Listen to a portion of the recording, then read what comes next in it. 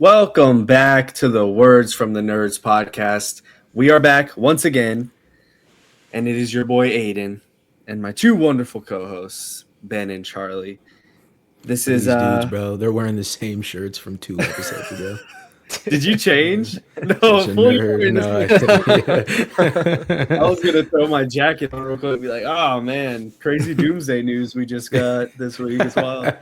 We are pre-recording this episode.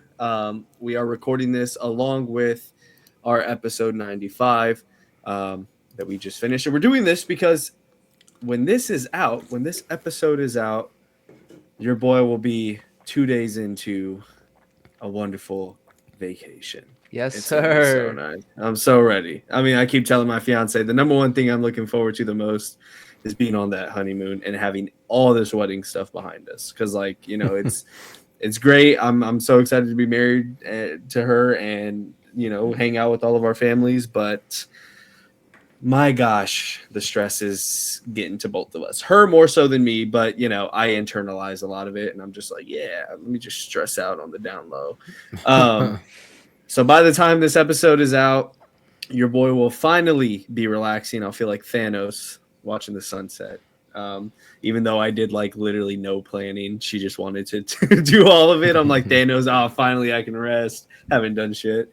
I will be gone. I'm getting married. And so we are pre-recording this so that we have an episode to come out. Look at us, man. I mean, look at us. Could have easily taken the week off. Could have easily pushed everything to the back burner.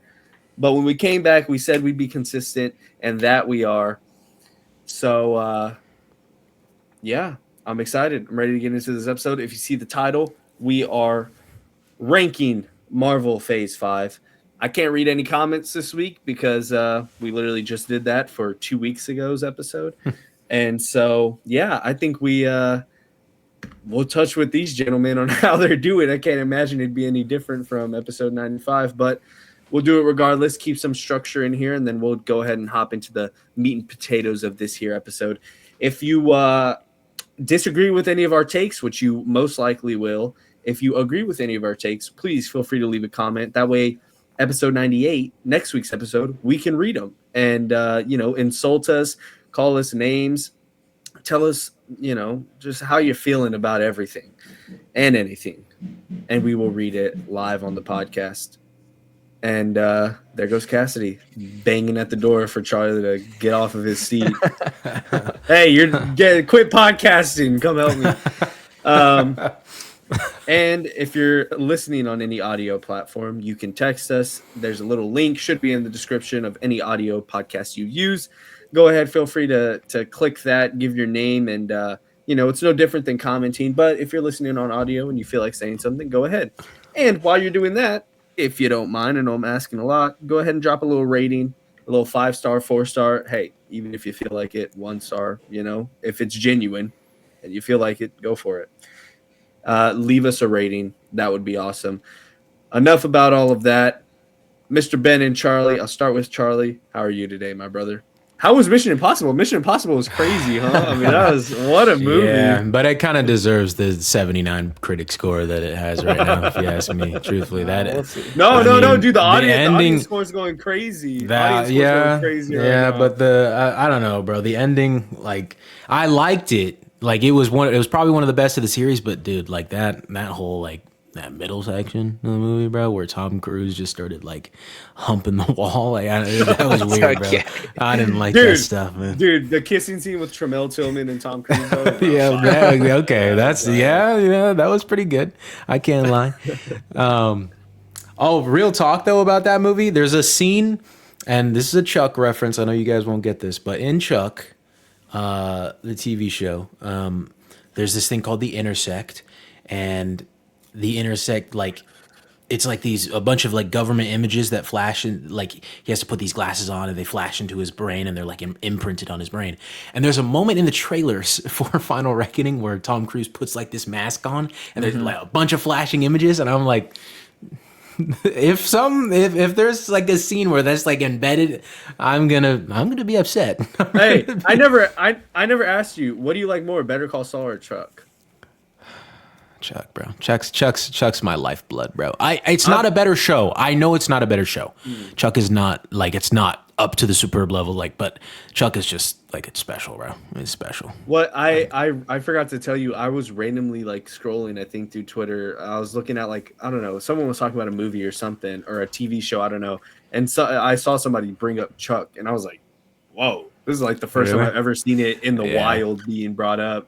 Talking about like an episode, like a TV show ending, like something about the ending. Oh, did they say it was good or bad? Amazing. See, I don't know about amazing. It's pretty good. It's like it's good, but it's also not in a lot of ways. So I don't know. At least it got an ending. That's all I'm happy about. But funnily enough, I don't want to turn this into the Chuck show, but or the Chuck discussion show. Funnily enough, because like same thing I experienced. Like nobody ever really talks about Chuck. But I remember so vividly. Straw Hat Goofy, if you guys don't know, I dapped him up pretty well at San Diego. But Straw Hat Goofy posted this actor guy he's always in like the background. He's always like an extra, and sometimes he has some speaking roles. I don't know the guy's name, but he was an actor that was like a mainstay extra in Chuck, where he had like a couple of like jokey, funny lines, but he was never like a main character on the cast or anything.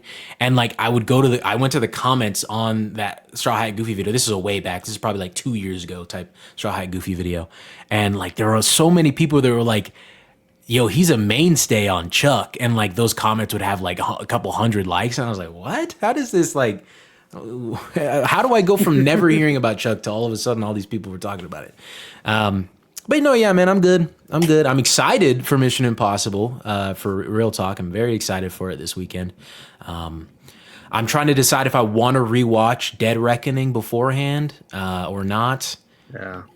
I'm kind of leaning towards not, but I really want to see the motorcycle stunt again, and I really want to see like the train stuff again. I really love a good train action sequence. Like I don't know, like especially like where the train gets derailed and everything. So good, great stuff. But I don't know. I might not end up rewatching it. Who knows? But I'm very excited for it, and worked some overtime this week, so that's cool. Well, you have to think you're 2 weeks into the future, so think about what your week looks like then, and then that's true. Just a regular old week so far. Regular old week, regular old sketch. The Switch 2 is out. Maybe when this drops, or I'm about to have it. So nice. Very excited about that. Mario Kart World. Can't believe it costs $80, but yeah, it's good. I'm looking forward to it. It's exciting. If you got a Switch too, make a comment about that and comment if you like it or not. But yeah, give us some Switch 2 details, Mr. Benjamin. How are you doing this beautiful week of June 1st, man? Well, after Mission Impossible, the score kind of dropped after the Tom Cruise humping incident in the movie. I'm at least glad that in a couple days I'm watching Ballerina, and those scores are through the roof. Dude, Ana de Armas, way better than Tom Cruise. Dude, yeah. I wasn't expecting a 94-87, bro. Like that kind of really makes me worry about my list a lot more. So that's not great for me. Not great. No, in a couple weeks, I will be very excited to sit down and watch another movie in the John Wick universe. Aiden, is it doing that for you too? Sorry to interrupt. Yeah. Okay. I think that's what he was talking about. I didn't know if it was only on my end. It should fix itself. It did earlier. But it did earlier. It didn't do it the whole rest of the other episode. But sorry to interrupt you, Ben. You're in a flow. Get back in your flow. Yeah, I will be very excited in a couple weeks to watch Ballerina. It'll be weird because other than next week, and we won't have Ballerina scores at that point. But when the week this episode comes out, we won't actually talk about the Ballerina scores for a list update until we have both the critic and the audience, which is not typical for these movies because usually we have like one week and one the next.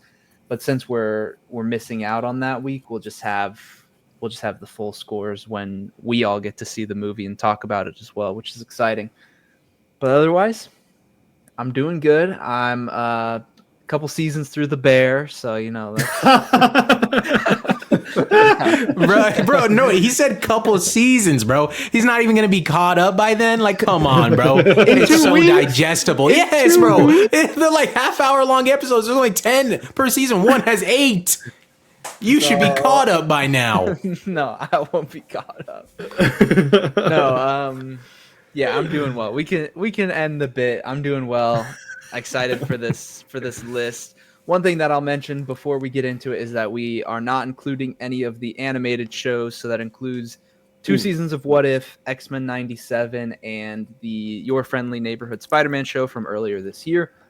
All of those shows are disconnected from the main storyline of the MCU, so we didn't feel like including them. I don't even feel like it's fair to compare them. Like, how do you rank What If compared to these live action projects? So it just seems easier. Right now. Yeah, X-Men 97 stinker. Doesn't make sense to compare all of these. So we're going to stick to the live action projects, which means that we have a total of 11 projects to talk about. That includes 6 movies and 5 TV shows. Are we ready to just get right into it? Let's get this show on the road. So starting off, we have the wheel to determine the order that we're going to go for this ranking, and that will just determine who gets to go first. It doesn't really change much. We could have just gone in any order, but we are still going to do it with a little randomness to it. Starting the wheel is such a staple on the pod. Oh, it's true. What's O? Remove Ben. I will be going first, and then Mr. Aiden. Let's go. Doesn't like Mr. Charlie. Yeah, we don't. What? He's spinning with just me to see if it even picks just me. Yeah. It would find like a tiny little sliver. It's just not you. So I will be going first for our ranking of Phase 5 of the MCU. We didn't fully talk about this, about if we were just going to just give our placement and talk about it briefly and our reasoning, or if we want to do scores alongside of things. I'm good with either. We could give our scores out of 10 for each project if we wanted to.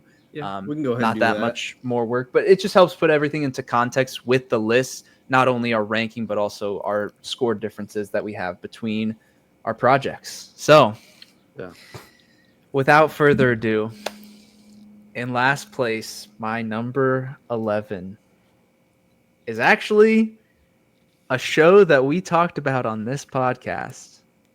Yeah. The worst project in Phase 5, I think, is Agatha All Along.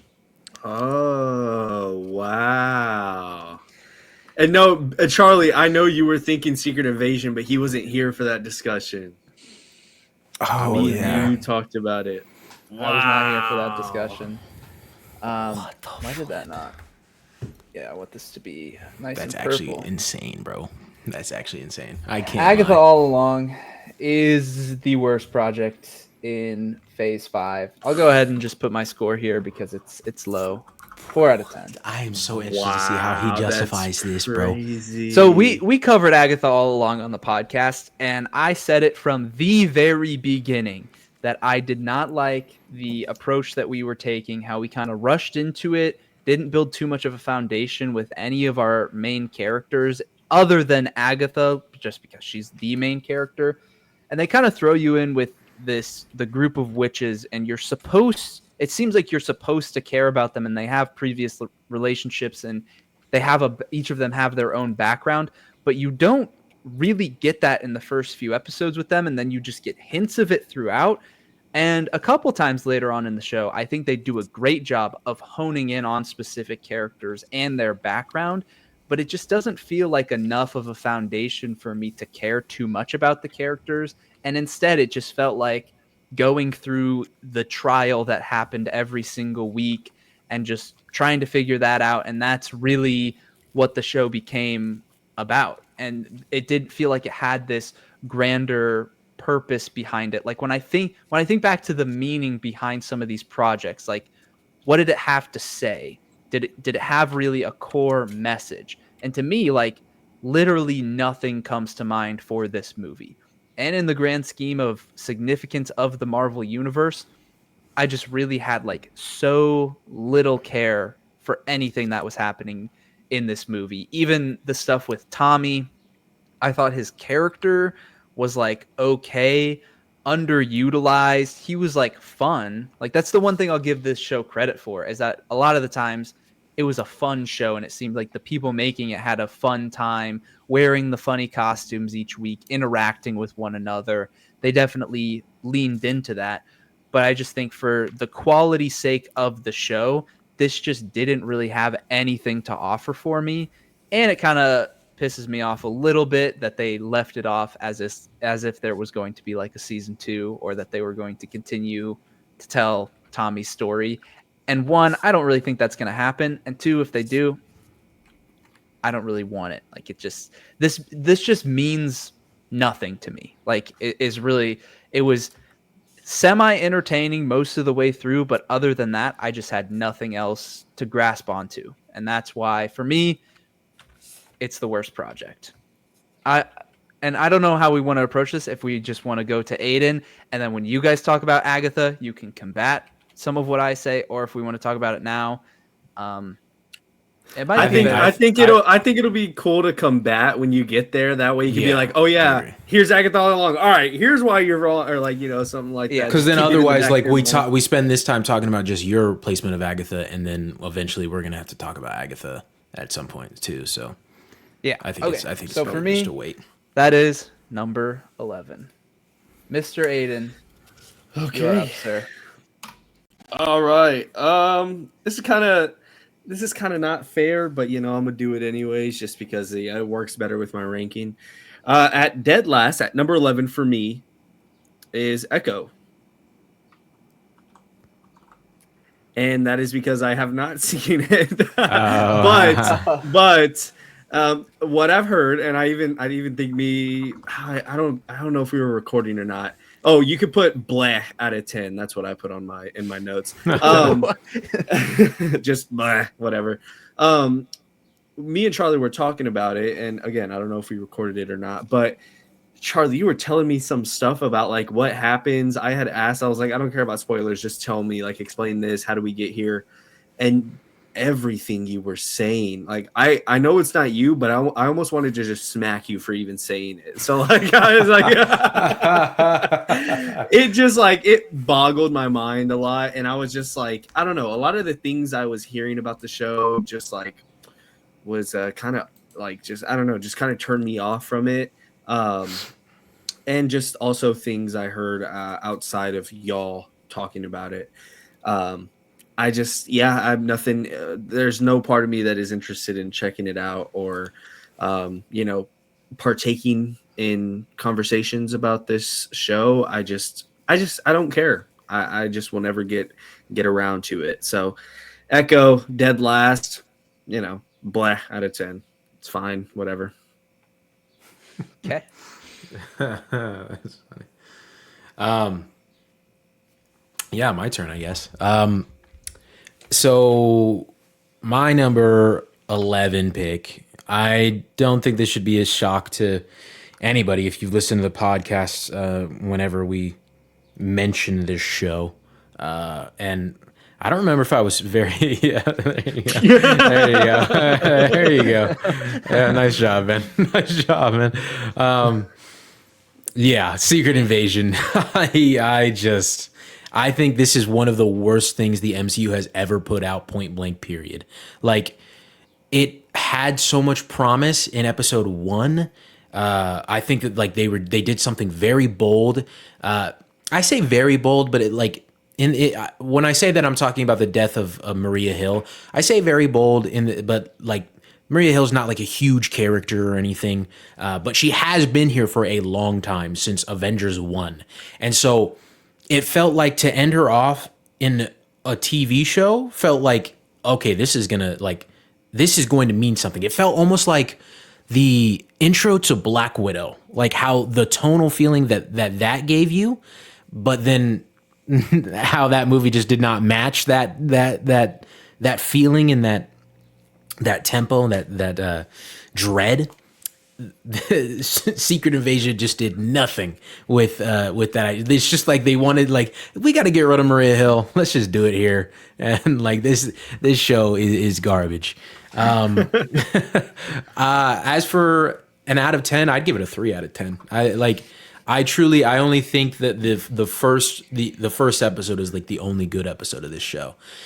It leaves so much, dude. And then like when it makes it so much worse now after seeing Andor and seeing what Ben Mendelsohn can do and seeing Rogue One and like how they wasted him as Talos, however you want to say it. Mm-hmm. Oh my gosh, man. And then I don't even like there's some good stuff in it as well. Like I enjoyed seeing Nick Fury, the little slice of his life that we didn't get to see. Like he has a secret wife and whatnot. Like that kind of stuff was cool. But by the end of the show, you make none of it matter. Nothing that happened in the show mattered. Everything that Nick Fury did was undone by the Skrulls. And now the Skrulls are just out in the world, and people know about them, and there's a war on Skrulls happening, starting to break out, right?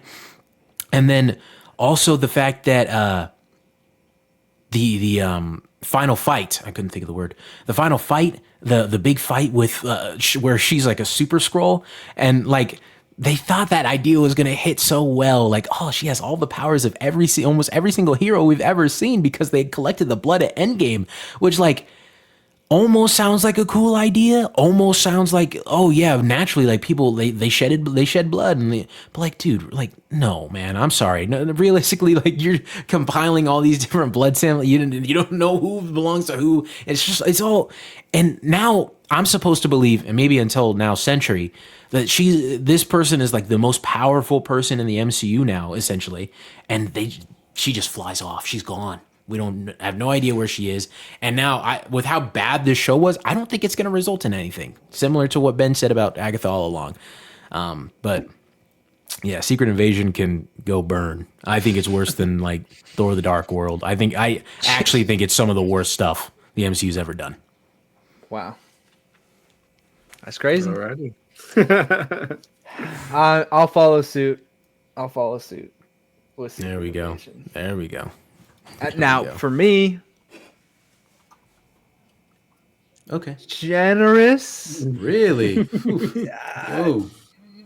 Generous, maybe. So here's the thing. I agree with like everything you said, but the difference for why I would have this above Agatha all along is because it gave us some of that backstory with Nick Fury and more letting us into his life a little bit more. They're characters that I actually care about, and so I care a little bit more about the things that are happening. I still think as a whole, completely fumbled. The concept is way better than this trash that they decided to write and execute.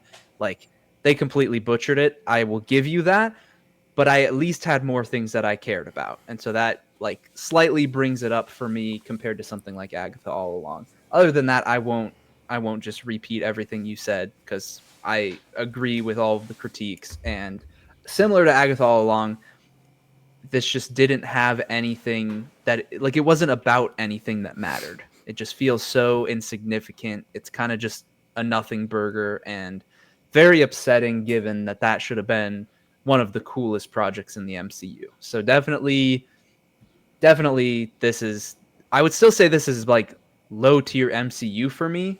But clearly my low tier is not quite as low as your bar is set. So that's why I have it rated slightly higher, but still very, very disappointing. Yeah. Yeah, at my number 10, I will have also Secret Invasion. I will have it at a 3.5 though. I'll meet y'all in the middle. It's ass. It is so bad. Yeah, I love that Ben Mendelsohn as Krennic has had started trending a lot, given that he was absolutely killing it in Andor. And this is one of the only times I have two examples for this, both coming from Secret Invasion.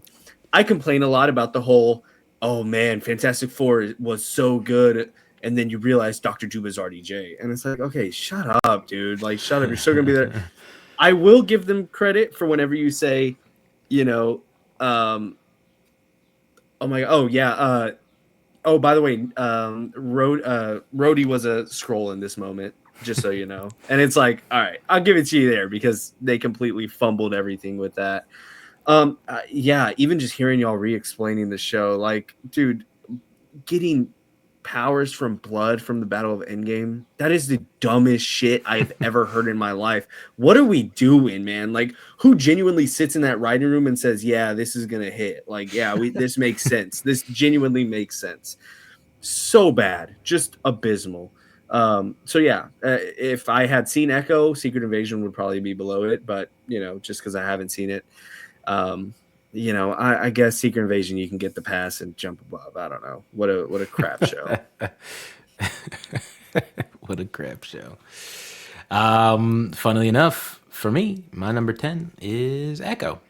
I've actually watched the show, but and to give it the number score, I'd probably give it a 4 out of 10.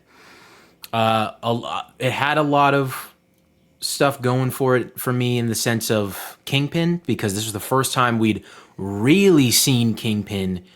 Like we saw him in Hawkeye, sure, but this is the first time we've really seen him since Daredevil season 3, and seeing this version of him. And truthfully, he was handled well throughout the show. I think he himself was handled in a decent way. Never anything as good as the actual Daredevil proper show, but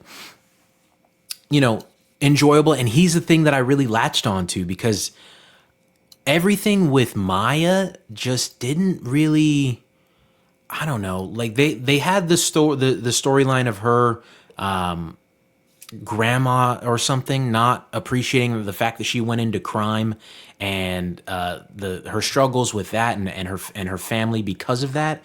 But it all just felt very, I don't know, disjointed. I do love, like, I can appreciate, I should say, the way that they intertwined, like, Native American heritage and her heritage, and that meaning for her character, and the way that her powers work in a way that kind of binded that together by the end. But it was also a very, like, I don't know, like it was very tonally different from, like, the rest of the series. It was very mystical and very paranormal, if I could say that. But I don't know. It ultimately just, it felt like a flat show. There wasn't much emotional connection for me to land on, besides, like, Kingpin, and I bought into Kingpin and his love for Maya, and I felt that because Vincent D'Onofrio, like, he's a very good actor, and I do think that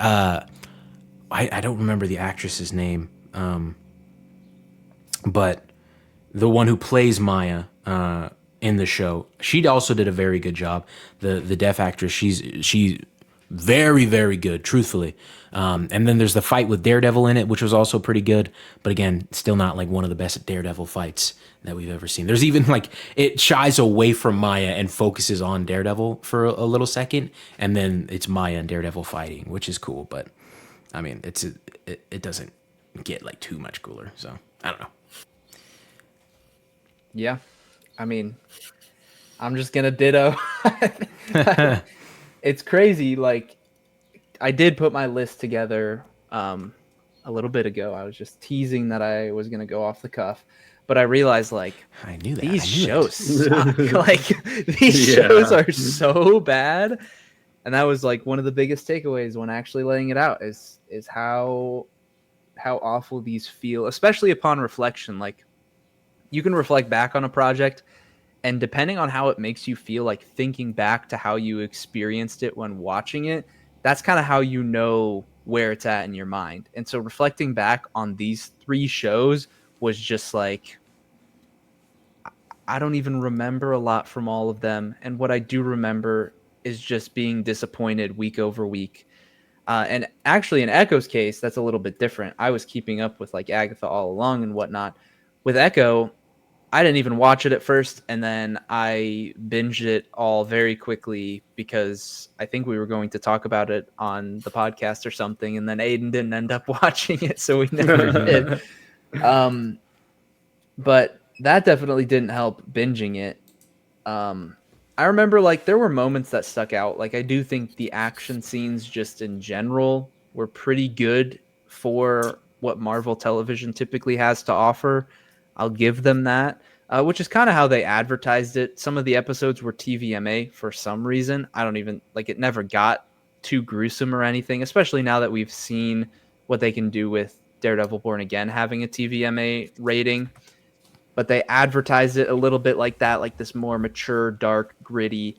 And to give them credit, a lot of the action scenes were good. Not that they were dark and gritty, but they were just good, well choreographed, well shot action scenes. So there was some entertaining moments, and then Kingpin was definitely a highlight for me. But still, just like what this show was about and what it means moving forward feels like nothing. Like there's just no significance here. I feel like I'm beating a dead horse, but it's because I really feel very similar about these bottom three. All of them are just like, I don't care, and I don't feel like I have anything else to look forward to with anything that happens in these shows. So just not great stuff, and very upsetting. But also, I mean, like Secret Invasion is a bit of a surprise, but something like Agatha and Echo, you could maybe see that coming, that those shows were just not going to be great. Kind of ties into how I feel about Ironheart, which is we're just taking like a relatively new character who hasn't been involved that much and giving them their own show. You have to give us something to care about. And maybe Ironheart will be able to do it, but these shows just were not able to check off that box. Mm-hmm. All right, cool. Number 9 will be the Marvels. No, I'm just kidding. Agatha All Along at my number 9 spot. I have Agatha All Along as a 4.5 out of 10. I mean, you know, it took some creative liberties. It's definitely, you know, one of the more fresh projects. It doesn't follow the typical 6-episode format. Surprise villain at the end. Like the stuff with death, but I mean, I don't know. I kind of see Agatha as more the through line villain and like what the road or her journey on becoming that good guy by the end of it is really the main conflict of the show. So, you know, I can give it an extra point for its creativity and not really following suit with previous projects. Also struck a chord with a very specific niche group of Marvel people that like Marvel and keep up with Marvel. So has that going for them. A lot of people that really wanted a season 2. I like Tommy, or was it Tommy or Billy? Fuck, what's Billy? Billy. I'm sorry, dude. I said really Tommy the whole time earlier. Oh, really? Okay, maybe that's why I jumped in. Well, I thought when you were saying Tommy Ben, I thought you were talking about like because you specifically said thought we'd get more with Tommy by the end of the show, and so like because at the end of the show, that's what they're going to do is to find Tommy. So that's why I didn't. I thought that's what you meant. I thought you knew you were talking about that. No. And I even would have, I mean, that would have made it even better. Like, I remember getting to that episode where I'm like, oh my gosh, dude, like, I totally forgot Tommy's out there somewhere. Of course he wants to go find his brother.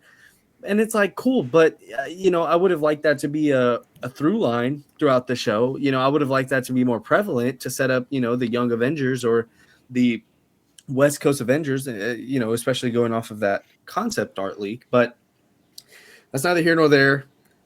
Overall, Agatha as a show, it was a pain in the freaking ass to keep up with week to week. Oh my gosh, those episodes where we were coming in here just to like talk about one, like episode 4, there were days where I was like, oh man, like I gotta watch this and then talk about it for 40-50 minutes.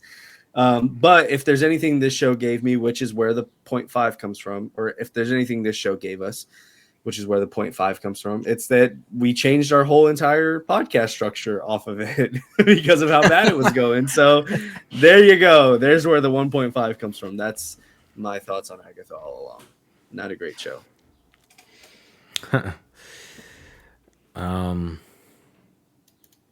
Yeah, number 9. I guess I'll be the one to put the first film on here. Ant-Man and the Wasp: Quantumania. Wow. Ant-Man and the Wasp: Quantumania is so incredibly bad. I remember leaving the theater. I tried to I was talking myself into oh, it's not great, but it's not good, but it's not bad either. It's still middle of the road. No, it's bad. It's bad. It's just bad. It's not a good movie. I'd give it a 4.5. I'll give it a 4.5 out of 10.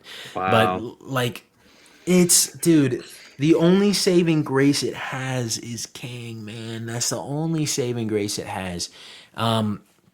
Jonathan Majors, the piece of shit that he is, he's pretty good, man. He's pretty damn good at acting, pretty damn good Kang.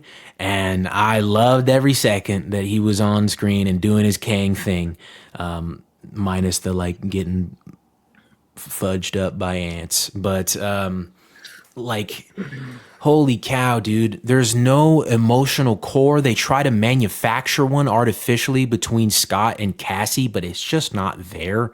There's nothing to actually bite into and chew on with emotional depth. They even try to do a little bit of something with Hank and Janet and Janet and Hope as well. But none of it, they don't actually sit with any of this stuff or develop it long enough.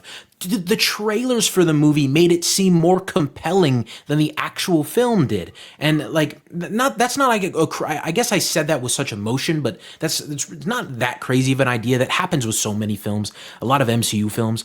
But the trailers actually they sold an entirely different story to the film. The idea that Kang is consulting Scott about getting the time that he lost with his daughter back because of Endgame to help me, and I will give you that time back with your daughter. That is so sick. I remember loving the trailers to Quantumania because that as a premise sounds awesome. It sounds so good. It sounds like something I can sink my teeth into.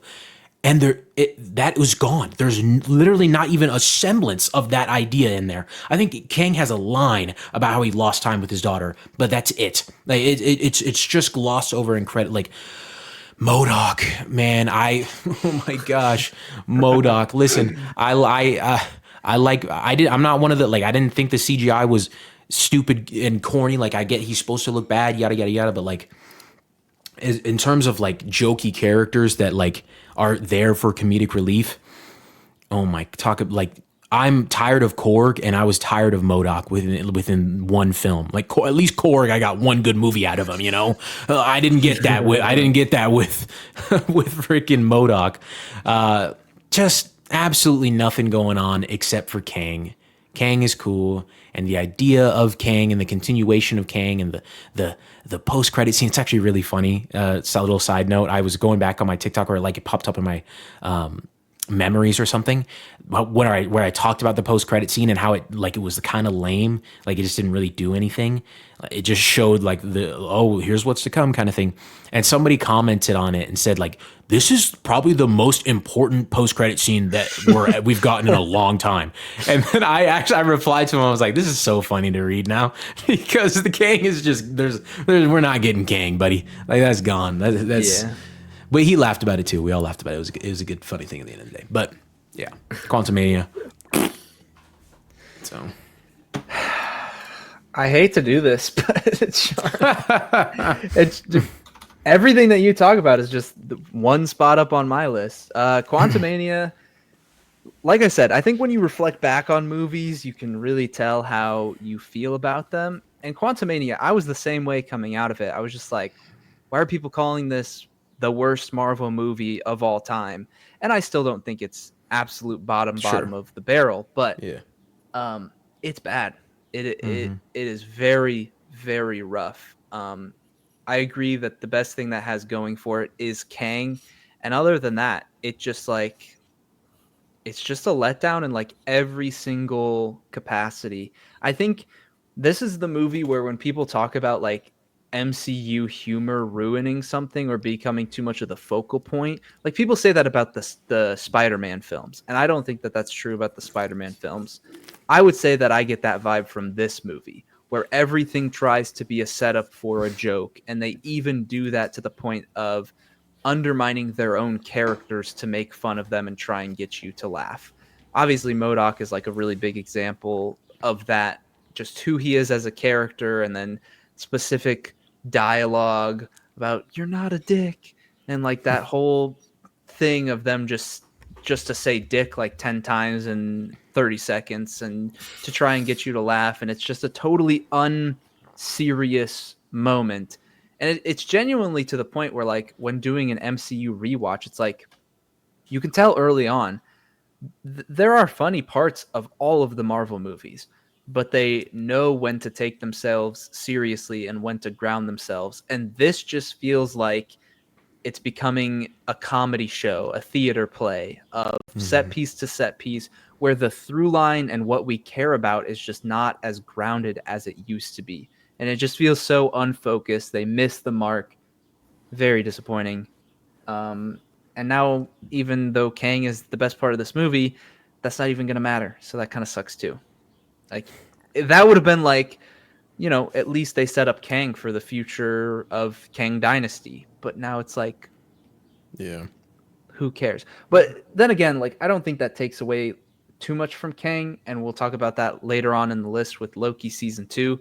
That like, even though Kang isn't going to be as important as we thought he was going to be, you can still judge him just for the single project that he's in. So. Imagine Aiden's like, no, we're going to talk about Loki season 2 right now because it's number 8 on. Actually, on topic of Kang, we're going to talk about it. No, I mean, it's funny. If I had seen Echo, it'd be the same thing. Like, if you look at it, Charlie talks about one project, Ben, me, and then Echo, and then Agatha, but now it's Quantumania. And you can leave it there at a 5 out of 10, too, because I feel the same way. I was really high on this movie coming out. Like absurdly high, not gonna lie. I'll stand on my word, and I will, I'll admit when I'm wrong. And y'all flamed me for it, and I stood up for myself, and y'all were both right. I'll give y'all that. I was in the wrong. I was completely wrong.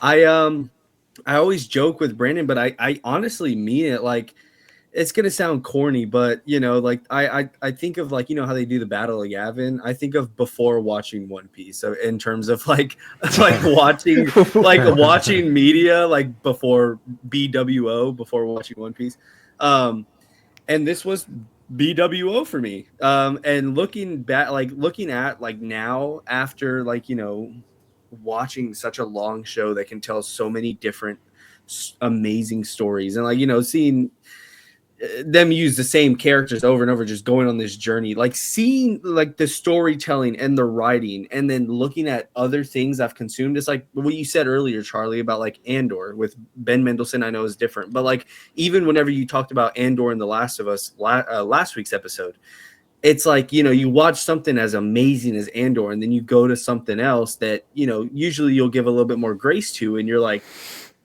damn, this really ain't that good. Same thing with Andor and Revenge of the Sith.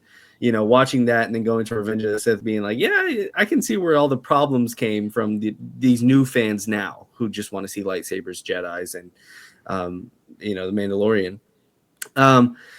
But yeah, anyways, that's neither here nor there. Looking back on this film, I understand it's absolutely horrendously, abysmally mid, because, there are some stuff to like about the movie, and Kang being in the movie for such a long period of time. I mean, he's the villain, the Duro antagonist is not the right word, right? I feel like that's just like, or the. What are you trying to say? I don't know what I'm trying to say, man. This is what this movie does to me. All right, I hope y'all. He's this just movie the scrambled my antagonist. brain. I don't know He's the antagonist, but like he has almost as much screen time as Scott Lang, and that is why I think the movie was so good for me coming out of it. He is just as much the main character of this movie as Scott Lang is what I was trying to say. And so, yeah, you know, that's as much grace as I can give it, along with some cool things that they do. There you go. As long as some things that they do also do with oh man, I can't even, that's not even a good callback because that episode came out 2 weeks ago. Whatever. You know, stuff that they do with Scott Lang and Kang, but it's mainly Kang. So yeah, it's just unfortunately a painfully mid movie. Yeah, 8. You know, I hate to keep following Charlie, but I can tell you right now, it won't happen after this pick. At least for me. Oh, okay. I thought you were trying to predict it as to where I was going. Number 8 for me is Agatha All Along. I figured that's where you look at these bottom 4. Yeah, I love it. I love it. Yeah, Agatha All Along. I mean, the number I'd give it a 5. I actually, well, clearly I liked it the most out of all of us because it had some emotional stuff to chew on with, specifically Agatha and her son, and then Billy and Tommy a little bit. Billy and Tommy less so because that was kind of shoehorned in towards the end. A little bit as well with Agatha and her son, but they got at least an entire episode dedicated to them and their relationship, and how Agatha treated him and used him essentially, but then not even tried to actually. It's way more tragic and just shows how evil she is, truthfully, and how her son hated ganging up on witches or like pulling tricks on witches and then killing them to take their magic or whatever. He hated doing it. He hated every second of it. And then when he dies, when death comes and takes him, she then uses the song that they made together to lure more witches in and kill them and take their power. Like, I feel like that's such a great summation of her character and of like how evil she really is, and like she cares about her son, but like she cares about this more. She cares about like getting as much power as she can, I guess. And I don't think that it was perfect in execution. Like a lot of like just sideline episodes with the different trials on the Witch's Road. I did like the twist that the Witch's Road wasn't even real, and that it kind of shows how powerful Billy is in a sense, that like he was making it all as he goes. I kind of thought that was cool.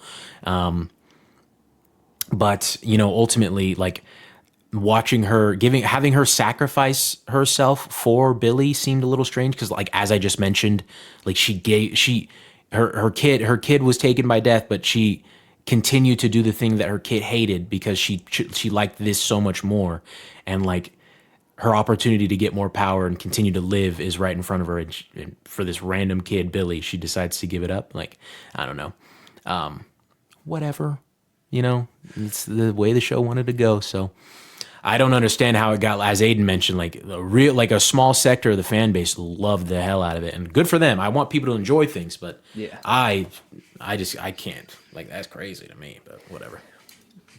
Yeah, it was weird because there was times where I would be reading something and feeling like I was tripping because I was like, I'm watching a totally different show.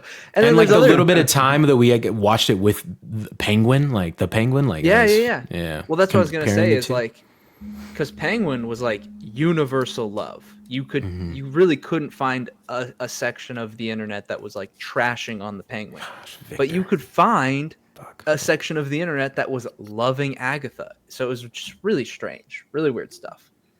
Charlie, we have eerily similar lists. Just both just both sectors. I'm trying to think of where you're gonna go next. I think I have an idea. Me? No, Aiden. But Aiden. I actually don't know where. I know where Ben's going. Everyone should know where I'm going. I know where Ben's. I know where Ben's. Yeah, let's go. Let's go to the mall. Yeah. Oh my god. I knew that's where Ben's going. Yeah. So to give the movie a little bit of credit, I did actually really enjoy the relationship dynamic between our three superheroes. I feel like that was like the biggest thing I was hoping for in the movie, and it's definitely the biggest thing that was delivered in the movie, especially with Kamala Khan after she got her own show. I was excited to see how, I mean, like I didn't love her show, but I was excited to see her be in the group. And to me, that's kind of like, I know they talked before about they don't want the shows to be absolutely necessary to watch in order to fully understand the movies. But this is one of those examples, kind of like WandaVision to Doctor Strange in the Multiverse of Madness, where it's like you do kind of need that show to fully embrace what this movie has to offer. And to give it that credit, I did really like seeing the three of them team up in their interaction and how they set that up through the Miss Marvel show with how much of a fan she is of Carol Danvers. All of that I thought was just like, it's enjoyable. It's fun to see that dynamic. I didn't know that they would rely so much on Miss Marvel and Kamala Khan. Specifically, her family was just like in it way more than I expected them to be. Which I don't inherently like dislike her family, but it did kind of feel more like a sequel to Miss Marvel than like a Captain Marvel movie, in my opinion. And maybe that was kind of was the point, since Miss Marvel was more of like the recent show and would be a part of the new Avengers and whatnot. But that's just kind of how it felt. And I think because it was a Captain Marvel sequel and because of Miss Marvel being so heavily highlighted, like there's not really many memorable moments with Monica Rambeau for me personally. Like there's the time she went out in space, which was like, that was highlighted in the trailer.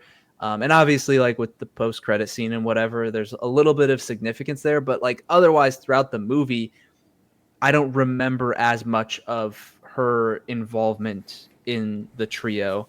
Um, and then the villain, couldn't tell you her name, couldn't tell you the actress who plays her, couldn't tell you anything. Completely forgettable and just like don't really care about it. But for me, it really like the group dynamic is what carried. This was like a surprisingly fun movie, but didn't serve as much of a purpose as I would have liked. And if anything, I just enjoy like I enjoy that we got more. Like as much as I didn't like the Miss Marvel show, I like her involvement here and can see her being in future Marvel projects, and that being really fun to watch her interact with more characters moving forward. Um, and then the post-credit scene seems like that might actually be significant potentially moving forward.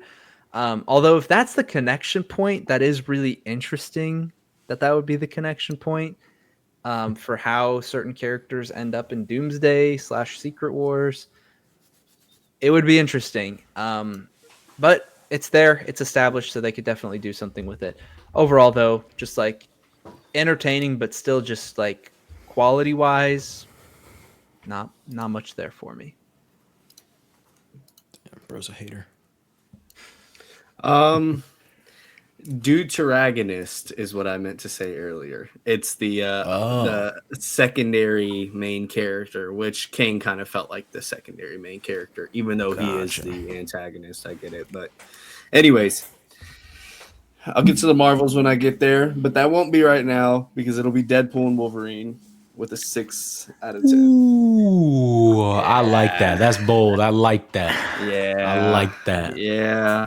I mean, Charlie, we've had our conversations, and I say that because there was just this one night where Ben had left, and I kind of asked Charlie, I was like, what do you think about Deadpool and Wolverine? And he was like, substanceless, hasn't aged well. And I agree. It just kind of hits a little bit more. I mean, I feel like now seeing what Marvel can offer with movies like the Fantastic Four, with movies like Thunderbolts, where even just, and I throw in Fantastic Four, even just down to the color grading, even just down to like a movie making standpoint. Same with Superman, same with Guardians, like other movies in this phase. And I'll even throw in Loki season 2. Why not? Movies and projects in this phase that have shown us that they can look and feel like movies and not just like slot fest roller coasters. And I hate to side with people that use that term, but that's what Deadpool and Wolverine is. I'm also just not the biggest Deadpool fan. I'm also just not the biggest Wolverine fan. Like, Logan is my favorite comic book movie of all time, but like I love the atmosphere and I love the character they do in that movie. I'm not so much a huge X-Men fan or like Wolverine fan. Like, I love the X-Men. I love the concept of them. I love Magneto. I love Professor X. I love Scott Summers. But you know, I'm not like diehard, like, oh my gosh, I got to see Deadpool Wolverine buddy cop movie on screen. I'm just like, again, looking back at these projects, it's like, all right, you know, was I a little bit blinded by that? Yeah, fully. I was 1,000%. And you can go back and pull up old text messages. You can listen to the podcast episode we did, because we did it literally a couple weeks after the movie came out. Show me whatever you want. I will stand on, yes, I was blinded in the moment. Looking back, it's not that great of a movie. And I'm sure y'all know, y'all have y'all's lists, y'all have y'all's ideas, y'all can see what else is above. Yes, I think every single one of those is better. Yeah. Yeah, that's okay. Moving on. Yeah. I just want to say I super respect that placement. I super respect that placement. And I'm glad we have the scores, because the scores, you know, speak for themselves. Yeah. The numbers next to them. Yeah. It should be known. I just want it to be known. It hasn't been said yet, but these two made their lists already. I'm going off of just like straight off the dome, straight off the heart. And no way. I gotta say, man, this is gonna seem cheap, maybe, but like, you kind of made a good case for this. Deadpool and Wolverine, bro. That's because like, and I did say that like it's substanceless. Like they almost try with Wade, but I feel like there's nothing with Wade. They try, but there's actually nothing. The only one that has substance is Logan, is Wolverine, and his struggles with the X-Men and how he let them down in his universe. But it almost just feels like intangible. Like, it relies on the fact that we know the X-Men from other movies, and I feel like the credits even speak to that when they have like the send off to the Fox universe, even though we know now it's not the send off because they're gonna be in Doomsday. 69. Give it a 5. Give it a 5. Give it a 5. Okay. 5 out of 10 for those who are listening on audio. Because, like, dude, I mean, even beyond the lack of substance with the characters, there's a lot of cool moments, man. I do love the final little fight, and I did like seeing Johnny. I did like seeing Chris Evans Johnny, but like, I look back at like the multiple Deadpool fight with him and Wolverine. I thought that was cool too, to a certain degree. The only one that is like super really cool to me, and I feel in the moment, is at the very end when they're locking arms and they're like closing this the portal thing or whatever it is down. See, I don't even remember. And to speak to Ben's point, I don't remember, like, Ben's point about the Marvels. I don't remember that girl's name, the villain's name in Deadpool Wolverine. Cassandra Nova. Oh, Cassandra Nova. Thank you. Okay. I like, dude, her powers just seem like she can do anything. Like, I don't understand why this was even like a struggle for her to even, I don't know, accomplish things. I'm just so surprised that you were just like, you know what? Yeah, 5 out of 10. Like, wow, dude. Yeah, I mean, because I'm in agreement with you also. Like, I do love Wolverine a lot. Like, I had growing up, like, I think it was him and Spider-Man were my top two. I've grown out of my love for Wolverine a little bit, but I used to have, I think I've told you guys before, my gamer tag used to be like Spider-Claw 360, and I had a YouTube channel with that name too. And that's Spider-Man mixed with Wolverine's claws. That's the name, Spider-Claw. Oh no. But Yeah, I've never like obviously I think Deadpool's a funny character. I've never had the great love for him, truthfully. And I don't know, it like the whole thing it relies not real I don't even want to say it relies on hype and nostalgia or anything like that. Like it definitely operates without it, but it's just I don't know, it's stale and it's stale in its almost pretending to be grandiose nature, but and it's all when it's all confined to the void, it also just feels so like I don't know, tactless. Like it intangible is the way I should the way I should put it. I don't want to ramble too long about it. It's it's funny. It has funny. It's really funny. I think at the time, and I still stand by this actually. It's probably the funniest MCU movie for me. It's funnier than Thor Ragnarok for me. But that's not what made Thor Ragnarok. It wasn't the comedy. Like there was the comedy was great and they did a good job of it. But there's also like a very good and well told story with Thor and everything surrounded with that. And I feel like Wade was such an afterthought in this movie, and it's called Deadpool and Wolverine. Like I don't know, man. I don't know. Again, I don't want to ramble too long about this. I found Spider Claw 360. My YouTube my YouTube channel, the GTA video. Hey guys, Spider Claw 360 here. I just want to let you know that I made a crew on Rockstar's social club website. The crew's called the Hardcore Demons, and it's only for PlayStation. The Hardcore Demons, bro. Gosh. Dude, that's The a hard Hardcore name. The Hardcore Demons, bro. Quick little Yeah. Spider Claw 360 pause. Oh, Nobody ever joined that crew, bro. Nobody ever joined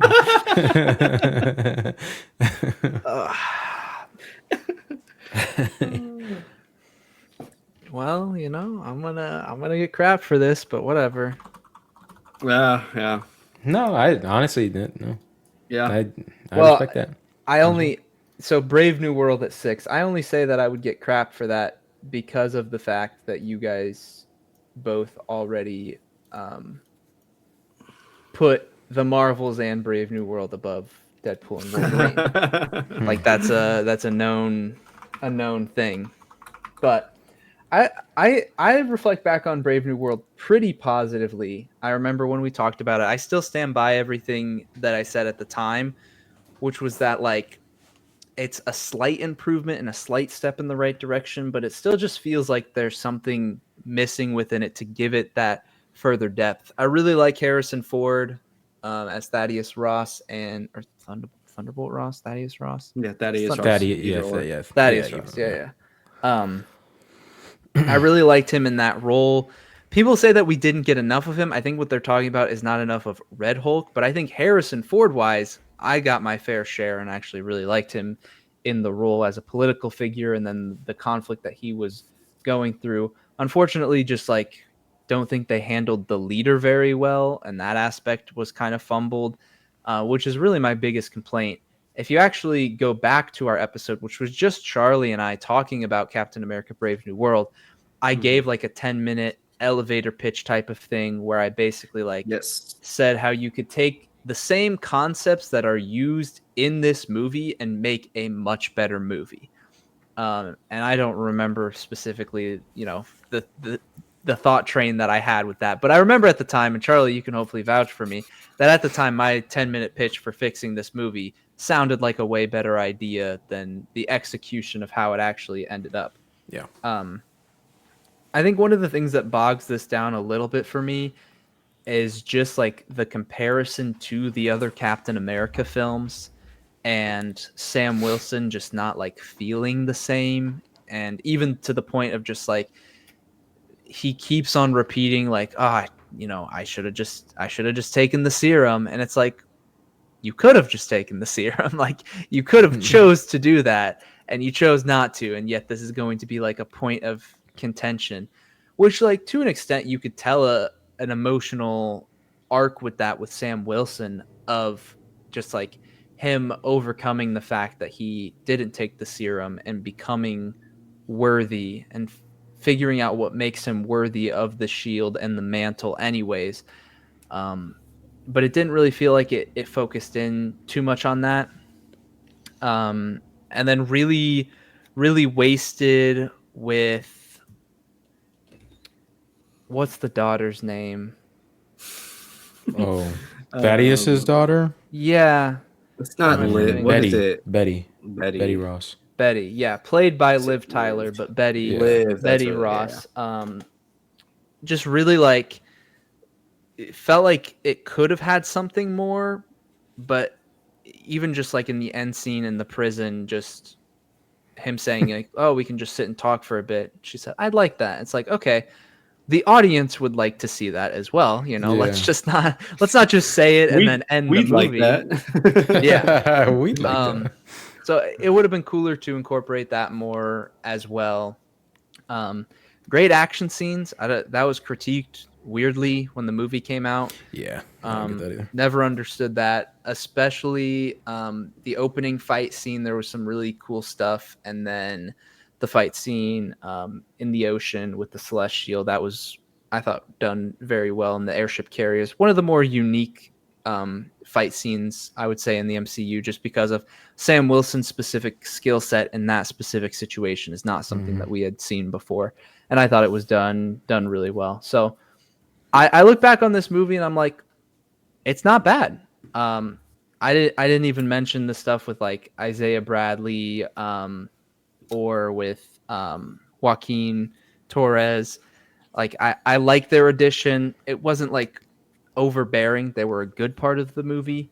Not like too much of the focus didn't take away from it, but just like a fun addition, and in Isaiah's case, a bit more of an emotional addition. So I'm excited to see where they take Sam Wilson, but like this isn't the best building block if he's going to be the leader in Avengers Doomsday. Like if he's leading an Avengers team in Avengers Doomsday, I wish I felt like a little bit better about where he was at after this movie.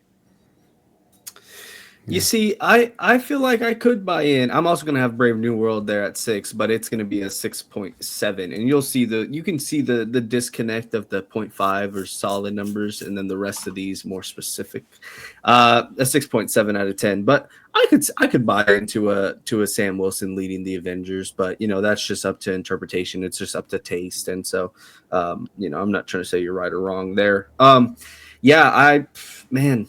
Even just watching it that first time, I didn't get to go opening night, but I went opening day. Like I went Thursday at like 2:00 or whatever, because I was going to see it Saturday. And I got out of the theater and I was like, you know what? That really wasn't bad at all, man. Like I again, the big sequence that really got me fired up in the movie was seeing Sam in his just regular clothes, donning the shield, being on like a enemy of the state espionage mission to go figure out. And granted, I'm gonna keep bringing it up. You look at Andor espionage compared to Brave New World espionage. It's like, all right, but again, it's the cookie cutter, Disney Channel stuff of it. But still, even if it is super, just spoon fed to you, straight fastball down the middle, doesn't mean it's horrible. Doesn't mean it's a 4 or 5 out of 10. I still had a good time with the movie. I think the action sequences are freaking phenomenal. If the CGI was cleaned up, man, I'd say it's some of the best in all of the MCU. And I thought it was such a great time. Boring villains, although I will agree, Harrison Ford, and when I say boring villains, I mean more like Sidewinder and the leader. But Harrison Ford as Thaddeus Ross, man, I knocked it out of the park. Like Harrison Ford got the chops, bro. And when he cares about what he's acting in, he's a different man. And so yeah, I love the Red Hulk and Captain America fight scene. I even saw somebody referencing it today because in the Thunderbolts, there's repairs on the Washington Monument, showing that it was. It took place after, and whenever they showed that, I just thought back to him sliding down the thing and then jumping off again. And I'm like, man, does this movie have some beautiful action sequences? Sucks that the third act kind of, falls off a little bit, even though I can't remember if I said the third act was what I really liked. No, I said the third act I did not like. The first two acts I did. So yes, third act fell off a bit, especially with the. I mean, look, I just said the fight's great, and like, you know, that aside, everything else in the third act, the whole sun's getting real low, big guy, you know, just wasn't great. So yeah, overall, very hand-fisted, very straight fastball down the middle. The whole plot is just spoon-fed to you and then cleaned up like with your bib, but that does not mean that it is a horrible movie. Still think it's very solid. Still totally fine with this. Brave New World, 6.7 out of 10 at my number 6 spot. My number 6 spot is The Marvels at a 5.5 out of 10. You know, I think there's a lot to like about this movie, and as you guys remember, maybe this is why you guys doubted my Thunderbolts, because going into The Marvels, I was like, nah, bro, I think The Marvels is going to be a low-key heater, bro. It's going to be a low-key heater. I don't know. It was just such a cool concept. Like, and like with Nia DaCosta directing and writing it a little bit, like she worked on the reboot or remake of what's the guy with the hook? The beekeeper, I think. No, that's Handyman. Handyman. Thank you. There's just a bee that flies around him. That's why I thought that. But anyway, there's, you know, at least in this movie has like an emotional core to it with I don't think it's explored well, but better than like Deadpool and Wolverine, I think. There's like the emotional side of things, like with Carol Danvers being the reason that the villains, again, I don't remember the villain's name either, so I think Ben has a solid point there. But Carol being the reason that like their planet is dying in a way, like not in a way, like she is the reason, and like that is sort of like a motivation for the villain to pursue her and I don't know, antagonize her in a way. I can't think of words right now, but and then the way that she goes back at the end of the movie to restore it all and try to make good with it all. I agree. In this, like, we didn't get very much of. Oh my gosh, I always forget it. Photon. Monica Rambeau. Monica Rambeau. Thank you. We didn't get very much of her. Apparently, we didn't get much of her. Holy. Yeah, didn't get much of Monica Rambeau. Like, not as much as I would have liked to. Especially after like WandaVision, she didn't really have much. Nah, I can't say she didn't have much in WandaVision. She did have a lot to do in WandaVision, but it was just maybe lacking like depth wise for her. So I thought now's the perfect time to like dive deeper into what she has going on in her life and what she can do. And like, sure, they had the little bits and pieces of her being mad at Carol for leaving and whatnot, but I feel like that kind of rang hollow, and it ended up not really meaning much in the grand scheme of things. It meant a lot for Carol when she ends up disappearing at the end, but beyond that, not very much. And Kamala, I loved the first couple episodes of her show, and seeing her in this was the same kind of energy that I loved from the beginning of her show, and I still think that Iman Vellani is a fantastic choice for this character. I think she does a great job, and her comedic relief, I don't find myself getting tired of, really. Like it is a little bit like I'm a fangirl kind of thing, but like I can kind of relate to that in a certain way, but not like to the nth degree that she brings to it. So all of that together, I think that yes, they had such an easy shot at like striking gold, because they all have great chemistry. That group of women, like they're great, but ultimately, like it just fell flat in so many different directions, villain wise as well. And like they try to do different things, like they have the musical planet or whatever that they go to, and they dance around, and it's kind of cool. Action scenes left something to be desired. I do think it was a really cool concept having like whenever they use their powers, they swap places. I don't think that was fully utilized. They did have some action scenes where it was kind of cool in the way that they did it, but still left some to be desired with that as well. So, and the post-credit scene, as Ben mentioned, was cool. It was cool to see, and I'm excited to see what else comes of it. Interestingly, though, also because they haven't finished announcing the cast for Doomsday, but Tanoia Paris or whatever her last name is, she was not announced in the cast. So That is interesting. yeah, But I mean, they said they still have a lot yeah, left to announce, so exactly. you kind of got to San assume. Diego Comic-Con. Yeah, probably. It'll be A hype. lot of people think they're gonna announce. I don't know if you guys seen the rumors. I'm sure Aiden has. Doctor Strange. No, they're gonna announce Secret Wars Part 1 and 2, but then they'll give Oh, Secret yeah, Wars yeah. Part 2 a different name. Yeah. That'll Oh. be. Oh my gosh, dude! Could you imagine us live streaming, just going ham to that? Oh man, it's gonna be great. It's gonna That'd be be a crazy. time. All right, Deadpool and Wolverine. And here's the thing. Guys. Let me defend myself a little bit. I did rewatch Deadpool and Wolverine a few months after it came out, and even made a video about it on my YouTube channel. I have not revisited it since, but even in my reflection, I'm not like lowering my score like a ton. I did compared to my first watch, but I would still have it as a 7.5 out of 10 for me. Nice. So the little defense that I will give to Deadpool and Wolverine, one, the easy defense that I would say is like when you compare it to something like Quantumania or the Marvels, where you could say, oh, it's just kind of like it's slop, it's messy, the plot's not very good, the villain isn't very good. You could apply some of that to Deadpool and Wolverine, but the difference is, do I care about watching the really crappy humor of Quantumania or the group dynamic of the Marvels versus watching Hugh Jackman and Ryan Reynolds as Deadpool and Wolverine interacting with one another and how funny this movie is and how entertaining it is? Like, that alone easily puts it above the other few movies that are below it, because it's like, even if those things are bad and you don't like them, it's way more entertaining, way funnier. I care more about these characters, maybe not in this exact context, but just in general. And so that alone is like, okay, I would put it above those movies. But going a little bit further, I still hold on to, while underutilized, I do think there was some good emotional moments. I think back to just like that scene with is it X-23? Is that her? Yeah. Yeah, Daphne Yeah. Keene's character.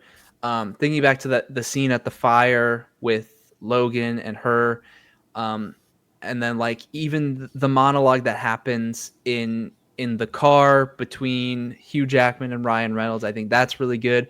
And what those things are highlighting is, like, for Hugh Jackman's character, it's the failure and repeated failure and just wanting, like, accepting that he is not good enough and he's always going to fail. And he goes through a redemption arc at the end. That's like the whole point, is that he's sacrificing himself so that he can do something good, because his version of the character, he's just messed up so much. And for Deadpool, I think the arc that they try to set him up on is like, after he lost Vanessa, Sure. that he just like, he wants his life to matter. He wants to do something with his life. So he wants to join the Avengers. And again, I don't think they do a great job of it, but I go back to the car scene. What the emotions that Deadpool is conveying when Hugh goes off on him about how he's just a jokester and doesn't take anything serious. Like the response that Deadpool has is like a genuine, just like he's almost mad at himself that, like, he's known for just being the merc with the mouth, and he's not known to be taken serious. He's not known for anything more. And he's upset at that, which is why he has like one of the most dead serious reactions that Deadpool has ever had to something being said to him. And again, that ties into, like, at the end, sacrificing himself for the good of just being a part of something, having his life have meaning. I don't think that they properly tied that through and established that, and they sacrificed that for some of the funny moments, the cameos and whatnot. I accept that, but I do think it has a little something to offer. I would be curious, if I rewatched it, if I would lower my score a little bit more, but I still hold it as, like, it's pretty good. Not as good as when I sat down to watch it the first time, but I still think it's pretty good. That's all I'll say in defense of it. I know you guys aren't actually clowning on me for liking it, but bro but thinks yeah, we're gonna attack him with everything he puts on his list. No, I wanted to give my take, my little defense for it. I feel like 11 through 5 is kind of just like, you know, you kind of know, you know, like the Marvels, Brave New World, Deadpool, Wolverine, Quantumania, Agatha, and then the others, whatever. I mean, you kind of know it's just that in whatever order. So it's fine. It's crazy that we're we're 5 picks in and or 6 picks in. Yeah, I guess I'm right. And Charlie still has not broken 6 out of 10. So wild to me. But anyways, I'm getting off topic. My number 5 pick is The Marvels at a 6.9 out of 10. I really like this movie. I remember leaving the theater really liking it. I remember I wanted to rage bait on Twitter, and it's only because I had just watched Killers of the Flower Moon, and I was like, you know what? What if I said The Marvels was a better movie than Killers of the Flower Moon? And you know, I still stand by that. I really like the dynamic with all the girls, and you know, yeah, villain sucks, but I don't know. There was something, and again, I haven't rewatched the movie. I remember walking out liking it a lot. I look back on it, and I don't look back and think bad things. You know, there's something there that I love. I just have to go deep down and find it, but I'm not going to rewatch it anytime soon. So I do remember liking a lot of the character dynamics. Again, the group, Ben, you said it best, the group dynamics carry the majority of the movie. And I think that just worked a lot more for me. And yeah, I mean, somebody says One Piece in there and in the movie, so that's enough for me. But yeah, I like the movie a lot. I remember walking out liking it a lot. I look back on it very fondly. I think it's a really good movie. I don't really have much to say. Again, this is like the one, like Quantumania. It's easy to like dog on the movies that you haven't watched in a long time, but those ones where you're like, no, I really like that, and you know, I haven't watched it in a while, but I remember unapologetically liking it. But I'm not going to rewatch it anytime soon. It's kind of hard to, and y'all have touched on, you know, a lot of what was there to be touched on anyway. So, yeah, Marvels I think is a really good movie. I like it a lot. It's at my number 5 spot, 6.9. You could have left that saying what it said, Ben. Yeah. I'll give it probably a 6. 6.5. I'll give it a 6.5. You know, I really hounded on this movie when we talked about it not having any emotional core behind it whatsoever, except for Thaddeus and his daughter. And then they try to, at literally the last scene of the movie, try to shoehorn in Sam and his struggles with needing to be on his best at all times, which is great stuff. And I wish they had done it throughout the entire movie, needing to be on his best at all times. Otherwise, he doesn't deserve to be here, and somebody else who's like him deserves it more than him. I think that's great, but they did not, like, it wasn't in the movie at all, which sucked. But I do think that there's a very clear through line of the plot, and I actually think the plot is very well done if you don't know what's happening. Like other than the leader is poorly executed in so many ways. It's really, maybe it's just a challenge to write an absurdly smart character, and maybe that's the flaw there. But everything else, the build up to Ross becoming Hulk is extremely well done, and I think that the tension is there. If you don't know that Red Hulk is in the movie, I bet it works amazingly well in that way. Sidewinder, yeah, he's one of those. I think they tried to make him like Batroc the Leaper from Winter Soldier, but it just it didn't land anywhere near the same level. Even though I love, oh my gosh. Giancarlo Giancarlo, thank you. Oh my gosh, I can't remember anybody's name today, bro. But And he even got another little scene, and like they try to promise he's going to be in the future. Again, he's like, "When I'm going to get out of that prison, and you're first on my list, Captain America," or whatever he says. Okay, buddy. And that stuff all rings hollow. And it's like, dude, like, how do you have the Red Hulk in this movie, and then I think also I gave this movie a 6.5 when we first talked about it. 6.5 or 7, might even have been a 6. It's somewhere around this range, but. So it hasn't really changed for me. It's dropped a little bit in my head, I guess, but score wise, I think that's yet to be reflected. But anyway, the Red Hulk stuff, like, dude, you have the Red Hulk on screen for the first and probably only time. Maybe not. Maybe that's why they're keeping him in the raft. Maybe he'll pop back up again at some point. But I just doubt it. And like he's only there for like 2 minutes, 3 minutes. And the reason that the way you bring him down is you try to talk him down. He's like, nah, I'm not doing that. And then 2 minutes later, you try to talk him down again. And he's like, you know what? Yeah, you're right, man. Let me calm down. Like that's all. It's not good. Like that's really poor way to bring a conclusion to that. And it's like something else that we're going to talk about later on here soon, like trying to talk a villain down, like something does it immensely better in a different project. So yeah, Brave New World. Action scenes were sick though. I didn't touch on that, but like as you mentioned, the flight action scene over right next to Celestial Island, really fantastic. Combining that action scene with the tension of what's happening inside of the aircraft carrier or just naval ship that Ross is on, almost turning into Hulk. Like, dude, the tension of that. If you don't know that he's gonna turn into Red Hulk later, like that's got to be great. Great stuff. He was and like, also what you said, Ben, about the potential story of like Sam not wanting to take the serum and prove, but still proving that he's good enough. I would argue that storyline happened in The Falcon and the Winter Soldier, but yeah, but he's like still doubting himself. Like that's the thing that I don't like that aspect either. And I think they try to shoehorn Bucky in to be the person that like talks him off of doubting himself about taking the serum, but I don't think that was needed because that was a heavy topic.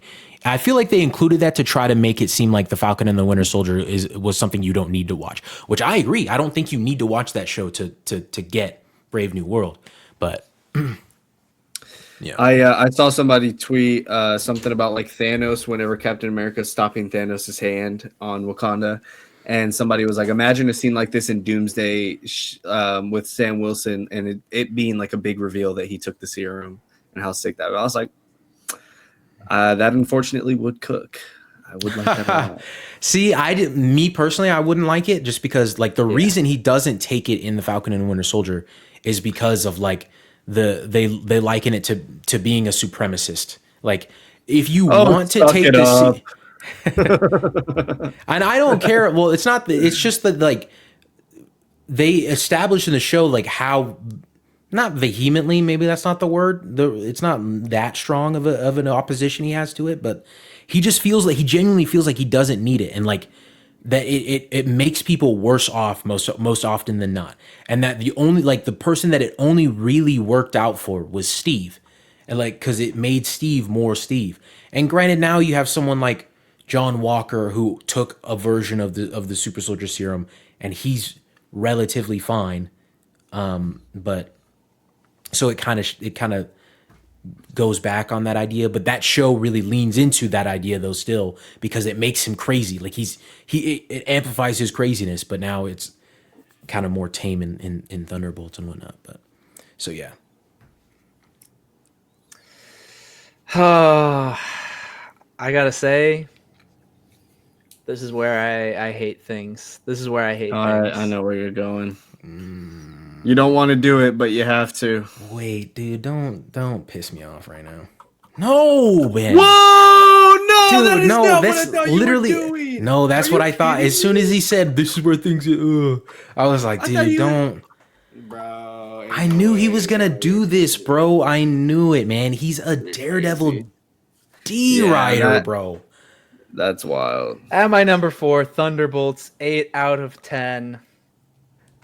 I mean, we talked about this when we covered it on the podcast. I was a little bit lower than you guys. I will say a couple of things that I want to preface here. As I have reflected very positively on the movie. And I think if I rewatch it, my score could go up and it could go up on this ranking. I do want to say that. Like, I genuinely believe that about this movie. I have had nothing but good things in reflecting on it. But I also, while I was lower on this movie, was higher on a certain other project that I would put right now above this movie. That's crazy. And that's just at this point. That's wild. At this point, this is where I'm at. Thunderbolts. I can't wait. I can't wait until the and I don't even believe in recency bias really, but I can't wait till the born again recency bias wears off for you. All right, I can't wait for that. I can't wait for that. I'll accept it. I will eat my words. I promise I will. Right now, this is what I think. Thunderbolts, very good. Way better than I expected. I was probably the most vocally against this movie just because of like, oh, we're taking a bunch of unknown characters who we don't care about that much and we're going to throw them in a movie together, and I just didn't know how they would handle it. Turns out it had a purpose all along, which is kind of what I've said about a couple of these movies where like they just don't really have a meaning. They don't have anything, a message. They don't have anything to say.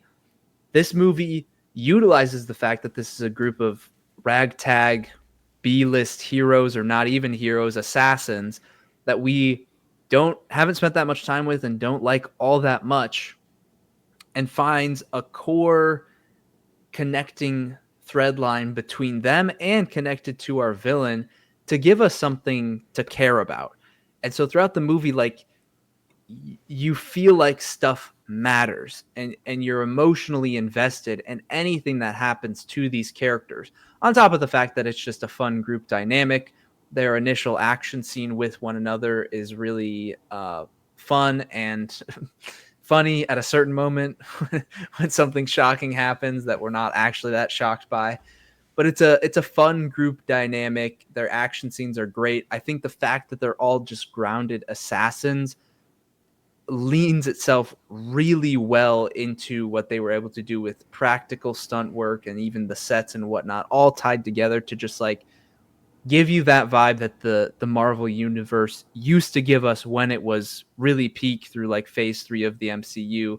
Like, that's what it reminds me of. This movie could have come out then. This is the same vibes that we used to get with these movies. On top of that, Sentry, great villain. Lewis Pullman does a fantastic job.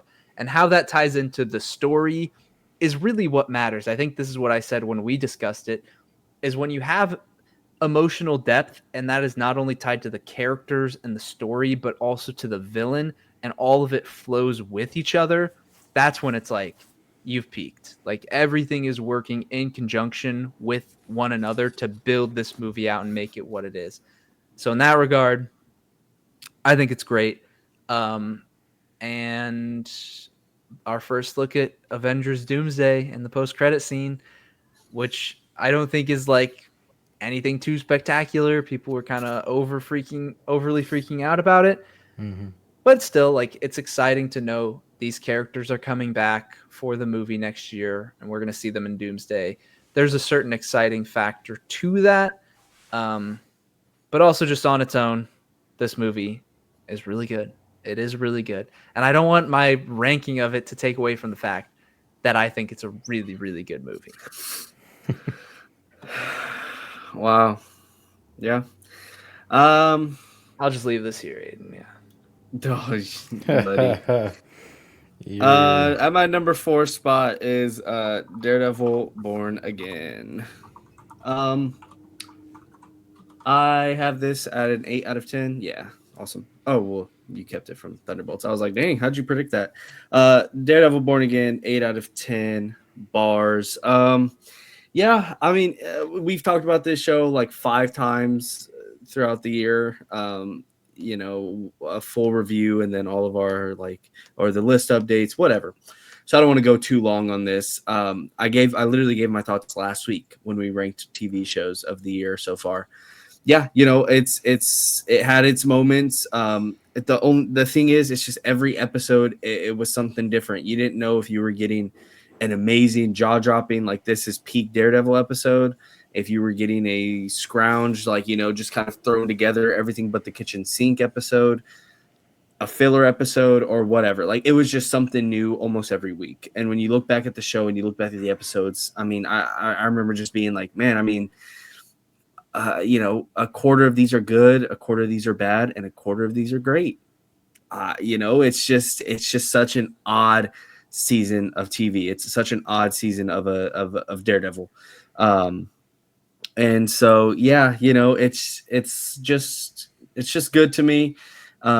Better than everything else on the list, obviously. But, you look at the rest of the list and you're like, man, you got 4 great projects and then you got, the 7 good or projects. So, Daredevil just teeters that line, kind of bridges 5 to the top 3 for me, at least. Yeah. Daredevil Born Again, 8 out of 10, number 4. Yeah, I agree with Aiden. Daredevil Born Again, I would put it at a 7 out of 10, though. I'm gonna look at what I had it rated last week. I don't remember exactly, but anyways, continue. Yeah, for me, I don't really think there's a bad actually bring it up to 7.5. Sorry. I don't really think Charlie. there's a bad episode in the season. Truthfully, like there's nothing really like egregiously bad. The one almost exception I would give is where he takes down Muse. Like, it's really just like a non-starter for me. It's just the cool stuff was in that episode was Kingpin with the task force and everything like that. But even down to the quote unquote filler episodes, the episode with the bank was really well done.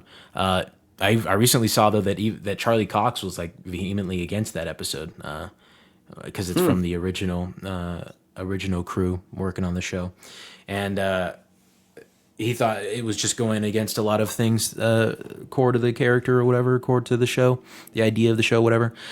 But as I said when we talked about it at the end, I don't think that this surpasses any of the seasons of Daredevil in the Netflix show, even season 2. However slow and bad season 2 might have been, because like the first half of season 2 is just so good. It's operating at an entirely different level, with the exception of like the Frank conversation with Matt in episode 4 or 5 of Board Again is pretty good, but I still don't think it matches and maybe it just has to do with length, so they had more to do in season 2 in their conversation in season 2 of the original show. But yeah, it's just not quite as good. Still really good. I loved the courtroom stuff. A lot of the reviews of this were also questionable to me. Like, I still always point back to the lack of religious themes within the show. That's laughable to me. I do think it started to lack towards the end, but almost every episode there was a tie-in to Matt and his and how important religion is to him, and how he still tries to hold on to it even through the guilt he feels with Foggy. I think the decision with Foggy was heartbreaking, yet I think it works great for the season. Charlie Cox is as great as ever. Vincent D'Onofrio is as great as ever. Yeah, it's hard to say really many bad things about it, except like I really don't like the finale. I think as an episode, like, it's okay. It is a decent like episode, but a lot of cool action and whatnot. But it just like leaving it open ended like that is never great to me. There's a difference between a cliffhanger and then just like not resolving the storyline of the current season, and that feels like what happened here. As good as the show was, it's just like you can't leave it on something like that. But nonetheless, I'm excited for season 2, and we'll see where it goes. Jessica Jones. My baby. My number 3 is Daredevil Born Again. 8.5. My baby is crazy. My baby is crazy. Listen, Charlie said no bad episodes. It's true. John Bernthal, phenomenal. Every single scene that he was in, I absolutely loved, and I'm so looking forward to the Punisher special and his involvement in season 2. Like I look forward to him basically as much as I look forward to Charlie Cox because I have a connection to the Punisher show as well as the Daredevil show. Why are you looking confused at that, Aiden? How is that a? Because you said you look forward to him as much as you look forward to Charlie's cock, Dude, bro. I heard this. Oh, no, I thought the same thing. I just wasn't gonna say anything, bro. No. That's not what I said. No. Charlie Cox. Charlie Cox. Oh, okay. I thought you were my batting an eye God. at my take. Not at something No, I said. man. I'm right there with you. Both takes. Yeah. I look forward to Charlie Cox just about as much as I look forward to John Bernthal. So I'm excited for the Punisher special. That just gave me a lot of confidence what they'll do with him there. No bad episodes. I think this is better than season 2 of Daredevil. I'm a sucker. Whatever. Say what you want. I love this season. I'm excited for season 2. I'll leave it at that. Keep it simple. I like the show. Not even that much more than you guys. Just a little bit more. Yeah. But Yeah. enough You to rank have it in above third. season 2 of the OG show. Yeah, because that's that the back half. There's bad episodes, you know. Yeah, but the stuff with Elektra even in the back half, really good. Really good. Yeah, well, you just like her. Cassidy, come here. Get your man. Okay, hold on. Let's go get Maddie and let's talk about Isabella Merced, huh? Let's go get Maddie. Talk about Isabella Merced. Nobody has ever looked better ever. Yeah, bro, for real. On screen. Come on screen. What's your number Let's 3, focus. Aiden? Maddie starts Let's acting. Oh, fuck. Maddie starts acting. You're done, so buddy. Focus. My number 3. Loki season 2 You just had to do it. You just had to do it. Wow. at a 9.2 out of 10. Wow. Yeah, absolutely phenomenal piece of television. One of the best things Marvel's ever done. It is so phenomenal, so great. I remember this was like one of the first it was so phenomenal. Tom Hiddleston. This was one of like the first projects that I like MCU that I had fully watched because I believe Echo came out first and then this. Yeah. And so like I just straight up did not. Secret Invasion really just tainted a lot. So yeah, this was like the first one I was like, okay, cool, like I'll catch up, whatever. And man, I remember all the discourse around episode 5, I think it was. Everyone was like, this episode didn't even make sense. This is not how you do a good filler episode. And so I went into the episode being like, okay, we'll see. I watched it and I was like, my God, man, that is one of like the coolest episodes of television Marvel has ever done. It is so good. It is so phenomenal. And I just remember wishing that they would just land the plane, get that finale, make the finale bang. And they freaking did, dude. And look, I'm a huge fan of Loki season 1. Charlie, I know, was a little bit more bullish on it. I think bullish is the right word for it. I know Charlie was a little bit more hesitant after season 1. He's on like that was kind of like his Bear season 2 or season 3 type of opinions. And so I was a huge fan of season 1, and going into season 2 to see that they just one up themselves, man, it's all you could really ask for.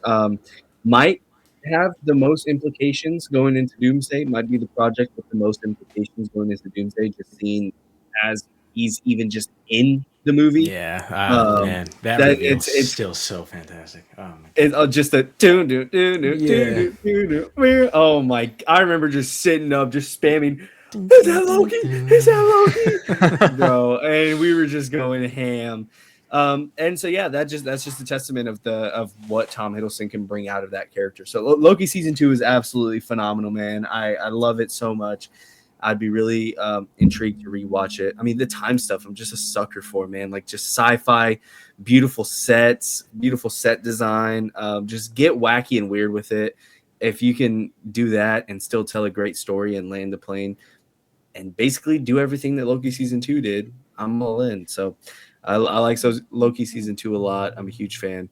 Loki season 2 at my number 3, 9.2 out of 10. Ooh. Here's where the heart shines through, man. Here's where the heart shines through.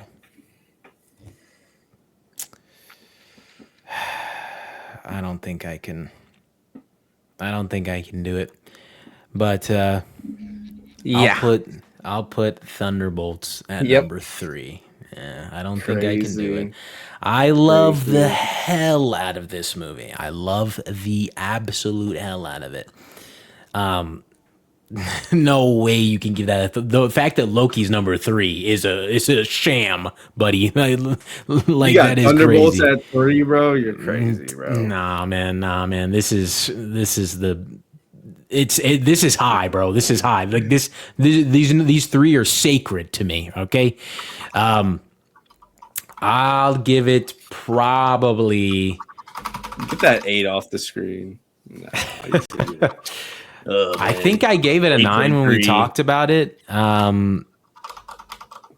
do 8.5. I'll do 8.5. Crazy, actually. Because I watched it again. And it's still really good. There's not really much that I would knock off of it, truthfully. I think the Bucky stuff it leaves a little bit to be desired. I do think he got enough screen time, like he was on screen enough and he did enough cool things fighting wise and everything.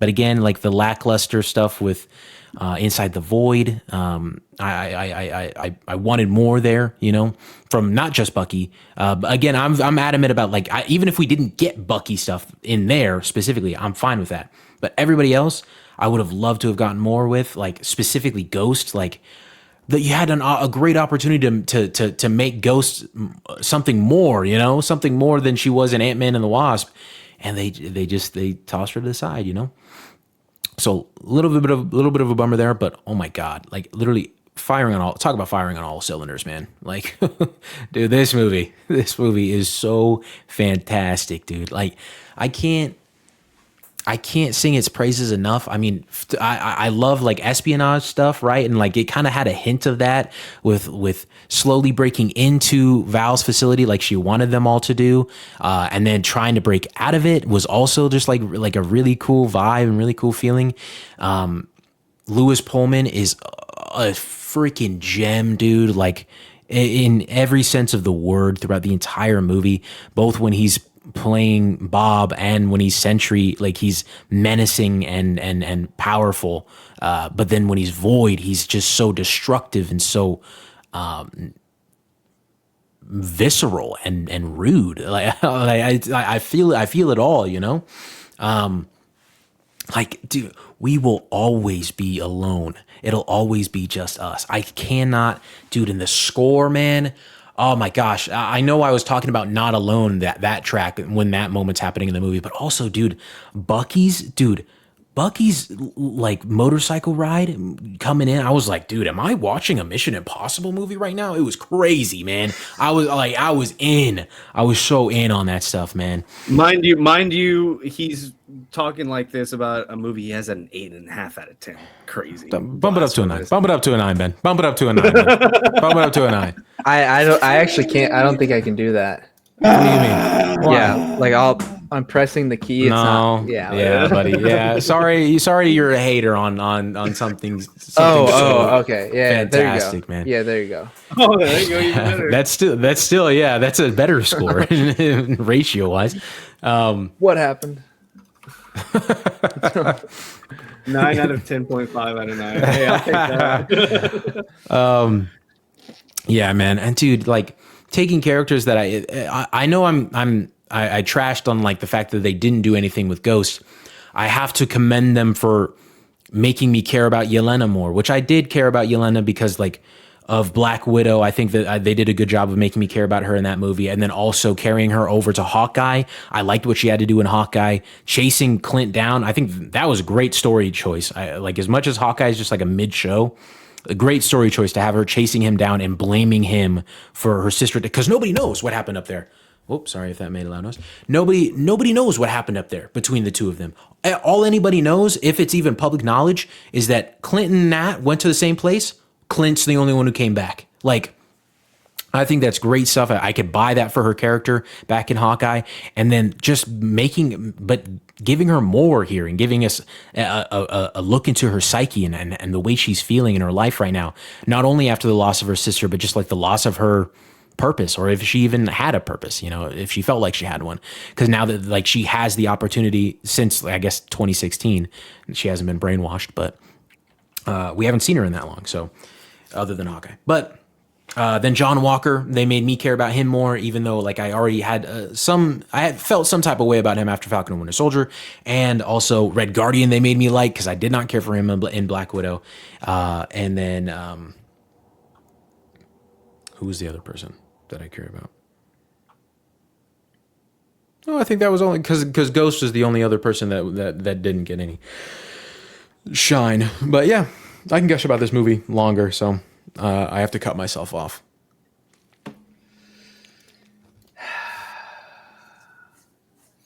You can't have Thunderbolts twice. God,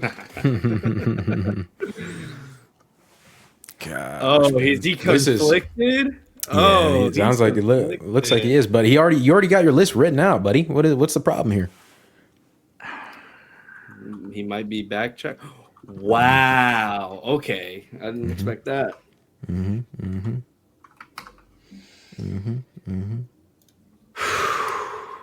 I was going back and forth on this for such a long time. I loved this movie when it came out, and I did rewatch it like late last year. So I've seen it twice, and always been great on reflection. Obviously, like James Gunn with these characters, he always handles them very well. This one specifically focusing in on Rocket's storyline, just like incredible. Some of it feels like not necessarily out of place, but underutilized. Like Adam Warlock is not amazing in this movie, and some of those other like side characters and storylines just like feel a little bit wasted and pointless. When really like the main storyline between the High Evolutionary and Rocket is just so compelling and emotional that like they could have focused in a little bit more on that, and Adam Warlock not have been as significant of a part. Not that I hated Will Poulter. Will Poulter? That's his name, right? Yeah. Yep. Not that I liked Will Poulter in this, and I thought he was a fun addition, but just like at some point it just feels like we're distracting a little bit from the main story. As a whole, less emotional than I expected. I think like when people talked about this movie and how crazy it was going to be, lots of people assumed that meant like, okay, we're going to lose some of our main characters. And like in an indirect way, you could say that we lost some of our characters with like the team splitting up or whatever. But in reality, like it was that was carrying the emotional weight. And then the stuff with Rocket's backstory, which was handled incredibly well. The High Evolutionary was an incredible villain. Is it Chikudi Awuji? Yeah. I know I'm close there, but I don't feel 100% confident in that. I know I'm yeah, I know I'm close. Fantastic villain. The backstory and all of that is great. And also, I mean, I'm doing my MCU rewatch right now and just finished the first Guardians of the Galaxy. So seeing them set up Rocket's storyline and his denial that he's a raccoon, all of that is set up from the very beginning. So those moments where it's just like the name's Rocket, Raccoon, those just, they've been set up from the beginning and they hit incredibly hard. I will talk once I get to Loki season 2 in my number 1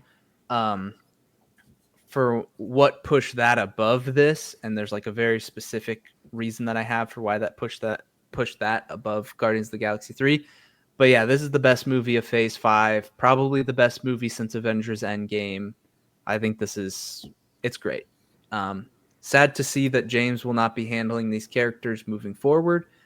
But also we don't really know if and when they're going to show up again. So at this point, I'm pretty content with where things left off. Alrighty, I guess that leaves me. This is tough, man.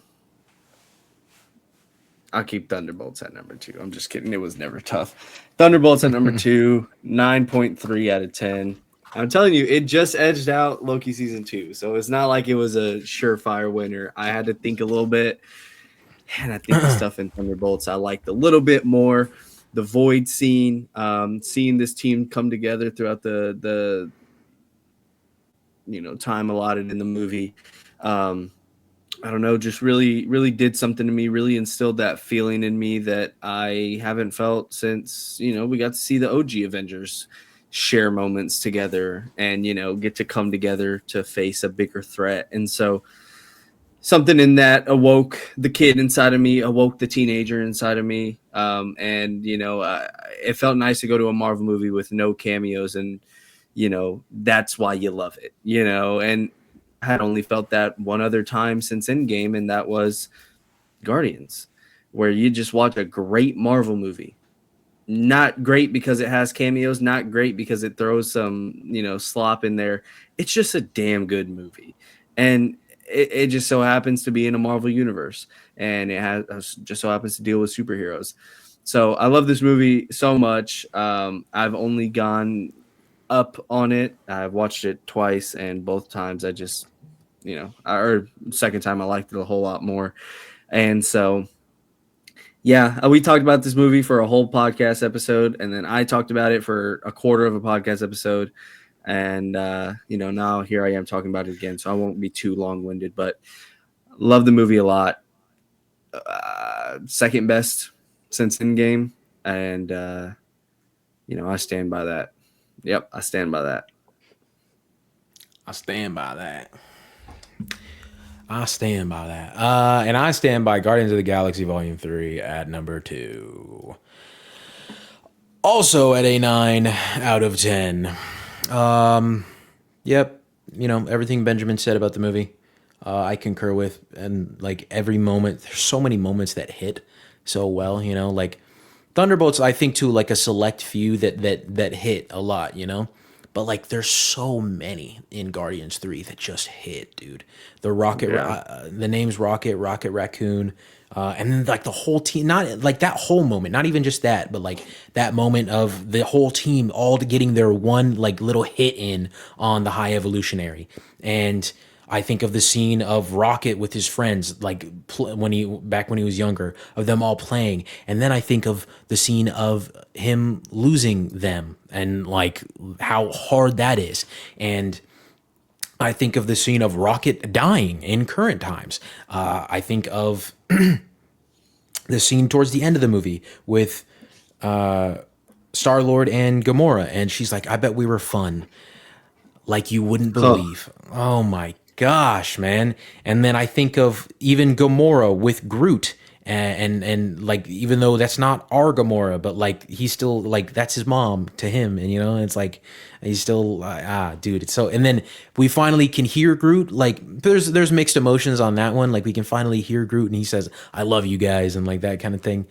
It worked for me. I thought it was great. I thought it was good. And then there's the final sequence of the scene of the movie with the song, and then it's just like, it's so perfect, bro. It's so good, man. Like every aspect of it. Like glazing James Gunn, and we're over here talking about Superman. Like, oh, is Superman going to be good? Like I don't know. So a lot of stuff is, and I recently came out on Twitter today. Came out on Twitter. Yeah. Yo, congrats, Charlie. Let's go. Maybe not today, actually. I didn't mean to say today. I recently came on Twitter and said, "Whoa,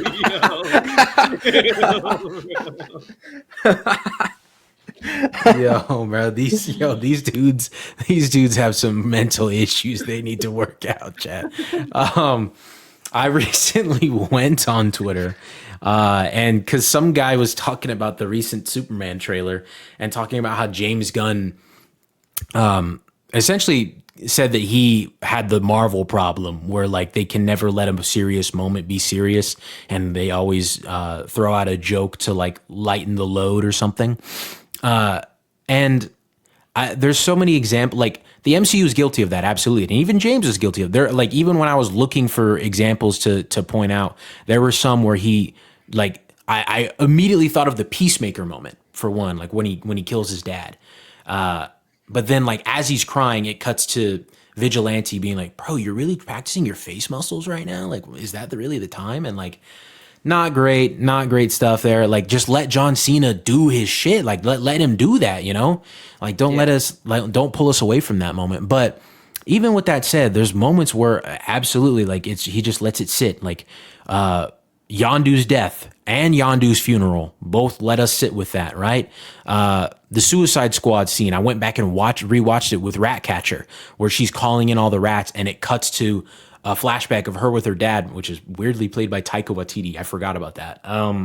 But then he says to her, like, if these little like disgusting creatures, vile creatures can have a purpose, then so can we. And like that scene gets to play out, and she's crying, and we're feeling that moment. And then I cut to like Rocket's, both Rocket's death and Rocket's all of his friends dying. Like there are so many moments where he's not guilty of that, and so it's just.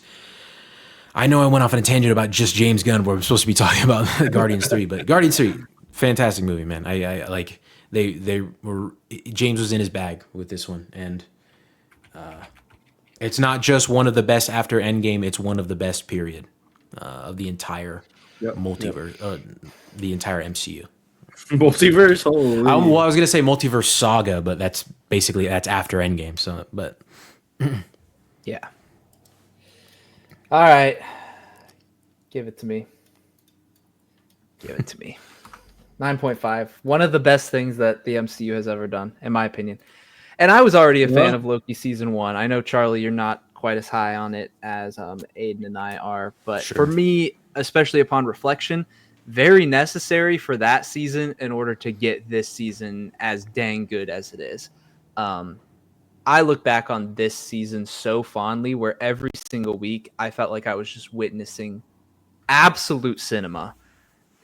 Like I'm not going to spend too long talking about the show. I want to highlight two things. The first thing I want to highlight is the reason I have it above Guardians of the Galaxy Volume 3 is Guardians of the Galaxy focused a lot on Rocket's story that had been built up over that trilogy, as well as a couple other like little appearances in the Avengers movies. Loki season 2. This is almost it's weird what they do with the time manipulation, because we saw Loki, starting from Thor and then all the way till the death in Infinity War, and then we backtrack to the Avengers to continue his storyline. And I've heard people critique just like, oh, it's a different Loki, so we don't see him go through the same emotional turmoil. But I would actually argue that by the time we get to Loki season 2, that we have seen a lot more development for Loki than we did with his journey from Thor to his death in Infinity War. We've seen a ton more of his development. And sure, you could say that Loki hasn't experienced all of those same things, but he's experienced different things that actually matter a lot more. From the very beginning in Thor, Loki talks about how he's burdened with glorious purpose, or maybe that's talked about in the Avengers, but I think it's mentioned in Thor as well. And so in Loki season 2, I feel like that is coming to fruition. Everything that's been built up within his character about like, I am Loki and I am burdened for glorious purpose has finally come to a head, and we're getting the payoff of that. What I think has happened is that originally Loki thought that glorious purpose was something to be used for evil, but then realizing that his power is to be used as a necessity for good.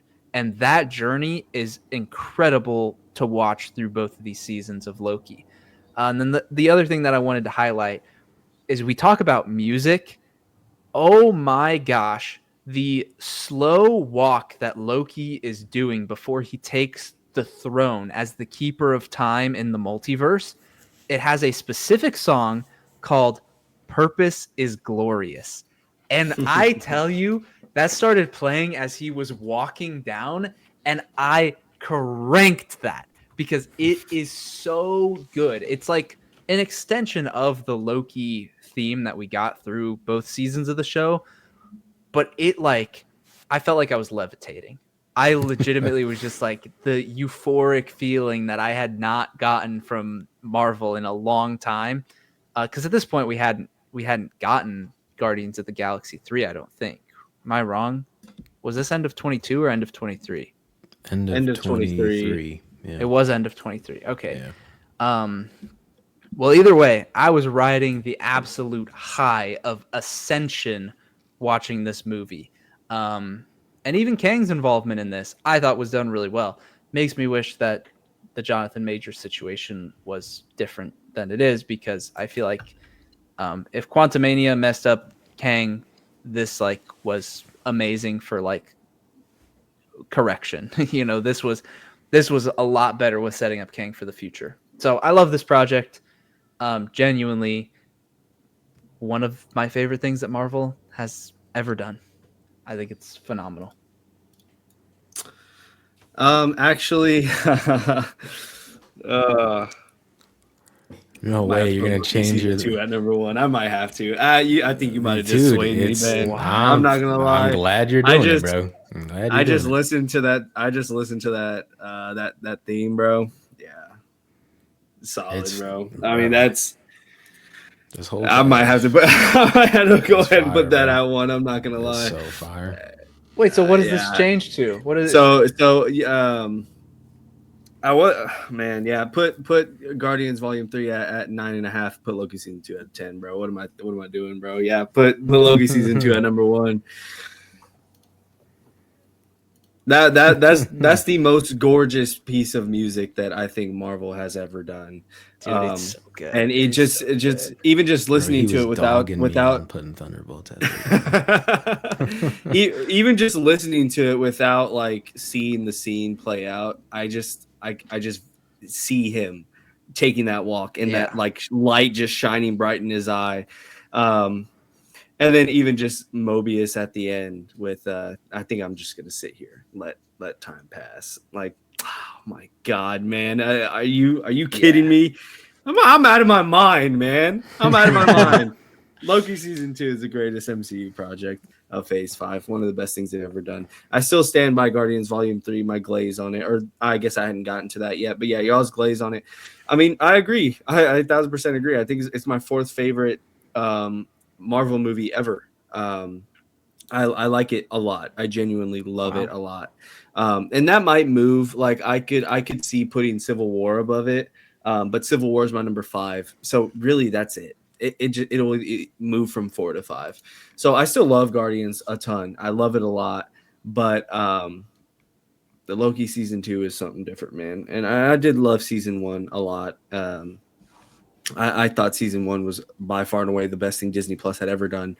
And then Mando came along. But, I think Season 2 of Loki is the second best thing Disney Plus has ever done behind Andor. And, that opinion only, came to fruition less than a month ago. So, yeah, I agree. Ben, you swayed me. I'll pull a Deadpool and Wolverine take from Charlie. And, I'll say I was wrong. I'll say you swayed me. Hey, that's why going with the heart is the best way to go, baby. Yeah. 9.5 out of 10 is what I will give it. And I don't want to go too long in the tooth with this. Everything that these guys have said, there's so many little things. Specific moment that I point to, obviously, I love the walkout scene too. I love right before it where he's there's so many callback little. I love callback words and phrases a lot. That's why I liked it in that episode of The Last of Us 2 weeks ago now, episode 6. 2 weeks ago when you guys are all watching this, but where Joel's dad is I hope you'll do a little better than me, and then Joel says that to Ellie at the end. I love that, right? And so here I love when Loki's about to walk out, he's for you, for all of us, and it's so, oh my gosh, man, it is so perfect. And then I think of also like the moment when he finally learns how to control his time slipping, the cinematography in that moment, moving around the entire room, the music swelling, and then I finally know what to do. And then as soon as he teleports, like there's like 2 frames of him sitting back in that room right outside of the time slipping chamber, or the loom is what it's called, sitting right outside of the loom, or inside maybe. And then it just the episode ends. Man, there's so many, like they knew what they were doing with this damn show, dude. And like I don't feel bad for anything I said about Loki season 1. Most of that stuff still stands. I thought it was great. A lot of it was good stuff, but most of it just felt kind of flat and kind of bland for me. But dude, season 2 is an entirely different beast, and I'm 100% in agreement that this is some of, if not the best stuff that Marvel has ever put out. Excuse me. And I struggle to see if they'll be able to reach the heights of this ever again, because holy cow, man. Like, again, like I said for Guardians 3, not just an after Endgame thing. This is entire MCU top tier stuff. Like, Yeah. crazy. Yeah, I was real like man, because like I said, I watched it, loved it, went past it, and was always like, yeah, you know what, that's great, that's above, like, that's awesome. There's something about Guardians, like that feeling sitting in the theater just absolutely sobbing, and then of course that's been talked about way more than Loki season 2 has. Thunderbolts has just recently come out. But hearing y'all touch back on it, I'm like, I like kind of tap back into like, oh my God, yeah, I do remember that feeling. I do remember that theme. I do remember Loki just taking that beautiful walk out there. What am I doing? Like, let me slap myself back into reality. So hearing everything, yeah, I 1,000% agree. I couldn't agree more. Yeah. So just running through this again, I'll go first. We'll just go in order. For my overall ranking, at number 11 going upwards, we have Agatha All Along, Secret Invasion, Echo, Ant-Man and the Wasp: Quantumania, The Marvels, Captain America: Brave New World, Deadpool and Wolverine, Thunderbolts, Daredevil: Born Again, Guardians of the Galaxy Volume 3, and Loki Season 2 at number 1. And then my list, almost carbon copy of Charlie's, except I went first and he went from the heart, so y'all know who to, y'all know who copied who. Echo at dead last, Secret Invasion, Agatha All Along, Quantumania, Deadpool and Wolverine, Brave New World, The Marvels, Daredevil: Born Again, Thunderbolts, Guardians Volume 3, and number 1 project, 10 out of 10, Loki Season 2. Yeah, bro, I totally copied you, Daredevil. You're also a Daredevil D writer, bro. 8 out of 10. Crazy. Bro, 7.5. Hey, who convinced you? Who told you like a good little boy to bump up Thunderbolts to a 9? All right. I can bump it down, Charlie. You give me the word. Then it'd be like the opposite effect, and it's still like I'm being a good little boy. Because For Ben. But I wouldn't tease you like that, though. My list, Charlie's list. Number 11, Secret Invasion, 3 out of 10. 10, Echo at a 4 out of 10. Number 9, Quantumania at a 4.5 out of 10. Number 8, Agatha All Along at a 5 out of 10. Number 7, Deadpool and Wolverine at a 5 out of 10. Number 6, the Marvels at a 5.5 out of 10. Number 5, Brave New World at a 6.5 out of 10. Number 4, Daredevil: Born Again at a 7.5 out of 10. Number 3, Thunderbolts at a 9 out of 10. Number 2, Guardians of the Galaxy Volume 3, also at a 9 out of 10. And then number 1, Loki Season 2 at a 9.5 out of 10. Ooh, Awesome. Man. What a beautiful, wonderful list. What a beautiful, wonderful episode. I hope you all enjoyed. Even the fact that we're here pre-recording goes to show just how much time and care that we like to put in here. And, even if views don't reflect that, even if engagement doesn't reflect that will never matter to us. At least I feel confident speaking for them, because we love this. We love doing this, love meeting up with these guys once a week, talking about whatever there is to talk about, getting our stuff out, getting our thoughts out, opinions and whatnot. I love these little games. It's been a long time since we did a draft. But even the list updates, the drafts or the rankings, they're always very fun. So hope y'all enjoyed this one as much as we enjoyed recording it for you. Don't forget to leave a comment. Now that you see the finished list, if you're listening on audio, you can pop over to YouTube, analyze it a little bit, and then terrorize us or praise us. Tell me I have no backbone for switching Loki to number one. I'll even take that. And also, if you don't feel like jumping to YouTube, just go ahead and send a little text message on any audio listening platform. I doubt anyone's listening I doubt anyone's listening this long, is what I meant to say. But if you are, we appreciate you. That has been us for this episode. We'll see you next week with whatever we got on the docket. Because man, next week's gonna be a banger, man. We're gonna record here in a couple days. Ballerina. We will see you in the next one. Peace. Adios. Sayonara.